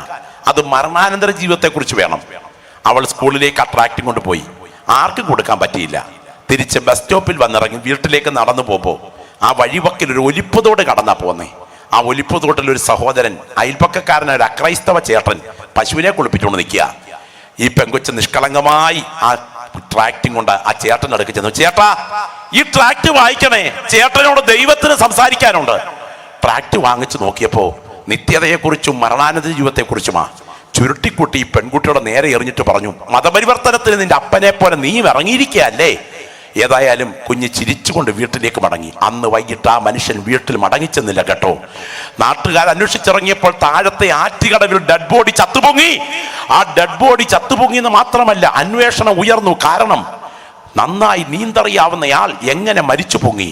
സ്തോത്രം. റിപ്പോർട്ടുകൾ വന്നത് ഇങ്ങനെയാണ്, തലച്ചോറിൽ സംഭവിച്ച അതിഭയങ്കരമായൊരു വ്യതിയാന നിമിത്തം മോഹാത്സ്യപ്പെട്ട് ഈ ട്രാക്ട് വായിച്ചതിന് ശേഷം ആ സഹോദരൻ മുഖം പൊത്തി തോട്ടിൽ വീണ് മരിക്കുകയായിരുന്നു.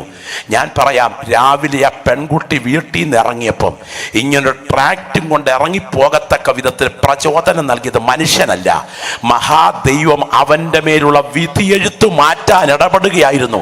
ഇന്ന് രാത്രി ഈ പ്രസംഗം നടന്നുകൊണ്ടിരിക്കുമ്പോൾ ചില വ്യക്തികളുടെ മേൽ ചലിക്കുന്ന ദൈവന്യായ വിധിയുടെ വിധിയെഴുത്ത് മാറ്റാൻ കാൽവറിയുടെ ശക്തി ഇടപെട്ടുകൊണ്ടിരിക്കുകയാ. പരിശുദ്ധാത്മാവ് ചിലരോട് ഇടപെടുന്ന രാത്രിയായി രാത്രി. എത്ര ദൈവമക്കൾ ആത്മാർത്ഥമായി പ്രാർത്ഥിച്ചു തുടങ്ങും? ആ കരങ്ങളൊന്ന് ഉയർത്തിപ്പിടിച്ച് പ്രാർത്ഥിക്കുമോ? ശബ്ദം ഉയരട്ടെ. ഇന്ന് രാത്രി ആ ക്രൂശിലേക്ക് നിങ്ങൾ കണ്ണുകളൊന്ന് ഉയർത്തി നോക്കി. ശബ്ദം ഉയരട്ടെ. എല്ലാവരും ഒരു നിമിഷം കർത്തൃസന്നിധിയിൽ ഒന്ന് എഴുന്നേറ്റാട്ടെ. കർത്തൃസൊന്ന് എഴുന്നേറ്റാട്ടെ. രണ്ട് കരങ്ങൾ കർത്താവിലേക്ക് ഒന്ന് ഉയർത്തിപ്പിടിച്ച് ബലഹീനമായി വാക്കുകൾ കാണരുതേ. അവഗണനയുടെ ത്യാജകോടിയിൽ തള്ളരുതേ. പരിശുദ്ധാത്മാവിന്ന് രാത്രി ഇടപെടുന്ന ദൂതായി കണ്ടുകൊണ്ട് ആ രണ്ട് കൈകളും ഉയർത്തിപ്പിടിച്ച് ഒരു നിമിഷം ശബ്ദം ഉയർത്തി ഒന്ന് പ്രാർത്ഥിച്ചേ. ശബ്ദം ഉയരട്ടെ. ശബ്ദം ഉയരട്ടെ. ഇതിനകത്ത് നിൽക്കുന്ന ആത്മസ്നാനം പ്രാപിച്ച സകല ദൈവമക്കളും അന്യഭാഷയിൽ ഇന്ന് രാത്രി പ്രാർത്ഥിച്ചു തുടങ്ങണം കേട്ടോ. ഇതിനകത്ത് നിൽക്കുന്ന കർത്തൃദാസന്മാർ എല്ലാവരും ആത്മാവിൽ പ്രാർത്ഥിച്ചു തുടങ്ങണം. നിങ്ങൾക്ക് പ്രതിഫലമുള്ളൊരു ശുശ്രൂഷയ്ക്ക് മുൻപിലാണ് നിങ്ങൾ നിൽക്കുന്നത്. നിങ്ങൾ ഇന്ന് രാത്രി ഇവിടെ നിന്ന് സ്തോത്രം ചെയ്തുകൊണ്ടിരിക്കുമ്പോൾ എൻ്റെ മുൻപിൽ നിന്ന് ആരാധിക്കുന്ന, എൻ്റെ മുൻപിൽ നിന്ന് സ്തോത്രം ചെയ്യുന്ന, എൻ്റെ പിൻപിൽ നിൽക്കുന്ന കർത്തൃദാസന്മാരുടെ നാവിൽ പ്രത്യേക അധികാരം ഉയർന്നു നിൽക്കുന്നു. ഞാൻ ആത്മനിയോഗത്തോടെ ഈ കടതെ പുൾപിറ്റിൽ നിന്ന് വിളിച്ചു പറയുന്നു, മോശയുടെ വടിയുടെ പുറകിൽ അധികാരം ഉയർന്നത് കൊണ്ട് ചെങ്കടൽ ദൈവം രണ്ടായി മുറിച്ചു മാറ്റി. മോശയുടെ വടിയുടെ പുറകിൽ അധികാരം ഉയർന്നത് കൊണ്ട് പാളയത്തിൽ ദൈവത്തിന് സ്തോത്രം യോശുവയുടെ വാളിന് ബലം പകർന്നു. മോശയുടെ വാക്ക് യോശുവയുടെ വാക്കിന് പുറകിൽ അധികാരം ഉയർന്നത് കൊണ്ട് സൂര്യ ചന്ദ്രാദികളെ എൻ്റെ ദൈവം നിലയ്ക്ക് നിർത്തി. ഏലിയാവിന്റെ വാക്കിന് മുൻപിൽ അധികാരം ഉയർന്നത് കൊണ്ട് യാഗപീഠത്തിന്മേൽ സ്വർഗത്തിന്റെ തീ ഇറങ്ങി. അനന്യ സഫീറമാരുടെ മുൻപിൽ പത്രോസ് ഉപയോഗിച്ച വാക്കിന്റെ പുറകിൽ അധികാരം ചലിച്ചു. സുന്ദരമെന്ന ദേവാലയ ഗോപുരവാതിക്കരുന്ന മുടന്നന്റെ മുൻപിൽ ദൈവത്തിന്റെ ദാസന്മാരുടെ നാവിൽ അധികാരം ഉയർന്നു. യേശുവിന്റെ വാക്കിന്റെ പുറകിൽ ലാസറിന്റെ കല്ലറയ്ക്കകത്ത് അധികാരം ഇറങ്ങിച്ചെന്നു. അങ്ങനാണെങ്കിൽ ഇത്രയും ദൈവദാസന്മാർ ഈ വേദിയിൽ നിന്ന് പ്രാർത്ഥിച്ചുകൊണ്ട് നിൽക്കുമ്പോൾ, ഇത്രയും കൃപ പ്രാപിച്ച ദൈവമക്കൾ ആത്മനിറവിൽ പ്രാർത്ഥിച്ചുകൊണ്ട് നിൽക്കുമ്പോൾ, ചില പ്രിയപ്പെട്ടവരുടെ കുടുംബങ്ങളുടെ മേൽ വരുന്ന ദൈവത്തിന്റെ ന്യായവിധിയുടെ വിധിയെഴുത്തുകളെ മാറ്റാൻ, ഇത് ആ ചുവരെഴുത്തുകളെ മാറ്റാൻ, അതിക്രമങ്ങളൊക്കെയും ക്ഷമിച്ച് ചട്ടങ്ങളാൽ വിപരീതവും പ്രതികൂലവുമായ കൈയെഴുത്തിനെ മാറ്റാൻ ഇന്ന് രാത്രി ക്രൂശിന്റെ ശക്തി വ്യാപരിക്കുന്നു. ആ കരങ്ങൾ ഉയർത്തിപ്പിടിച്ച് ശബ്ദമുയർത്തി എന്ന് പ്രാർത്ഥിച്ചു തുടങ്ങുമോ? ശബ്ദമുയരട്ടെ. ശബ്ദമുയരട്ടെ. ശബ്ദമുയരട്ടെ. ശബ്ദമുയരട്ടെ. സ്വർഗം ഈ ഗ്രൗണ്ടിന് മീതെ തുറന്നു നിൽക്കുന്നു. തേജസ് പടുത്ത ഒരു കരം ഇതാ ഈ ഗ്രൗണ്ടിലേക്ക് ഇറങ്ങി വരികയാണ്. ഹോരേബിൽ വെളിപ്പെട്ട ദൈവത്തിന്റെ തേജസ്, സീനായിൽ മൂടിയിറങ്ങിയ ദൈവത്തിന്റെ തേജസ്, പത്മോസിൽ ഇറങ്ങി വന്ന ദൈവപുത്രന്റെ കരം, ദമസ്കോസിന്റെ പടിവാതുക്കൽ ചലിച്ചവന്റെ കരം. ഓ, ഇന്ന് രാത്രിയിൽ ഈ ഗ്രൗണ്ടിൽ ചില വ്യക്തികളെ തൊടാൻ ഈ ആരാധനയ്ക്ക് നടുവിൽ ഇറങ്ങി വരികയാ. ചില വ്യക്തികളുടെ ശരീരത്തിലേക്ക് ദൈവത്തിന്റെ ആത്മാവ് തന്റെ സ്പർശനം രാത്രി അയക്കുന്നു. യേശുവിന്റെ നാമത്തിൽ ചില കുടുംബങ്ങളുടെ മേൽ വരുന്ന ന്യായവിധിയുടെ ചുവരെഴുത്ത് ഈ കൺവെൻഷന് നടുവിൽ ദൈവാത്മാവ് എടുത്തു മാറ്റുകയാണ്.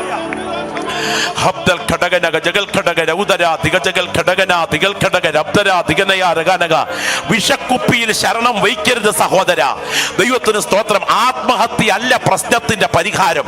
നിന്റെ കുടുംബ തകർച്ചയിൽ കുടുംബം അവസാനിപ്പിക്കേണ്ടത് ആത്മഹത്യയിലല്ല. നിന്റെ ഭവനത്തിന്റെ ന്യായവിധിയുടെ ചുവരെഴുത്തിനെ മാറ്റാൻ യേശുവിന്റെ രക്തം ഇന്ന് രാത്രി നിനക്ക് വേണ്ടി വാദിക്കുന്ന രാത്രിയാ. ഞങ്ങൾ പ്രാർത്ഥിച്ചു തുടങ്ങുന്ന രാത്രി ഈ സദസ്സിനോട് ദൈവാത്മാവ് ഇടപെടുന്നു.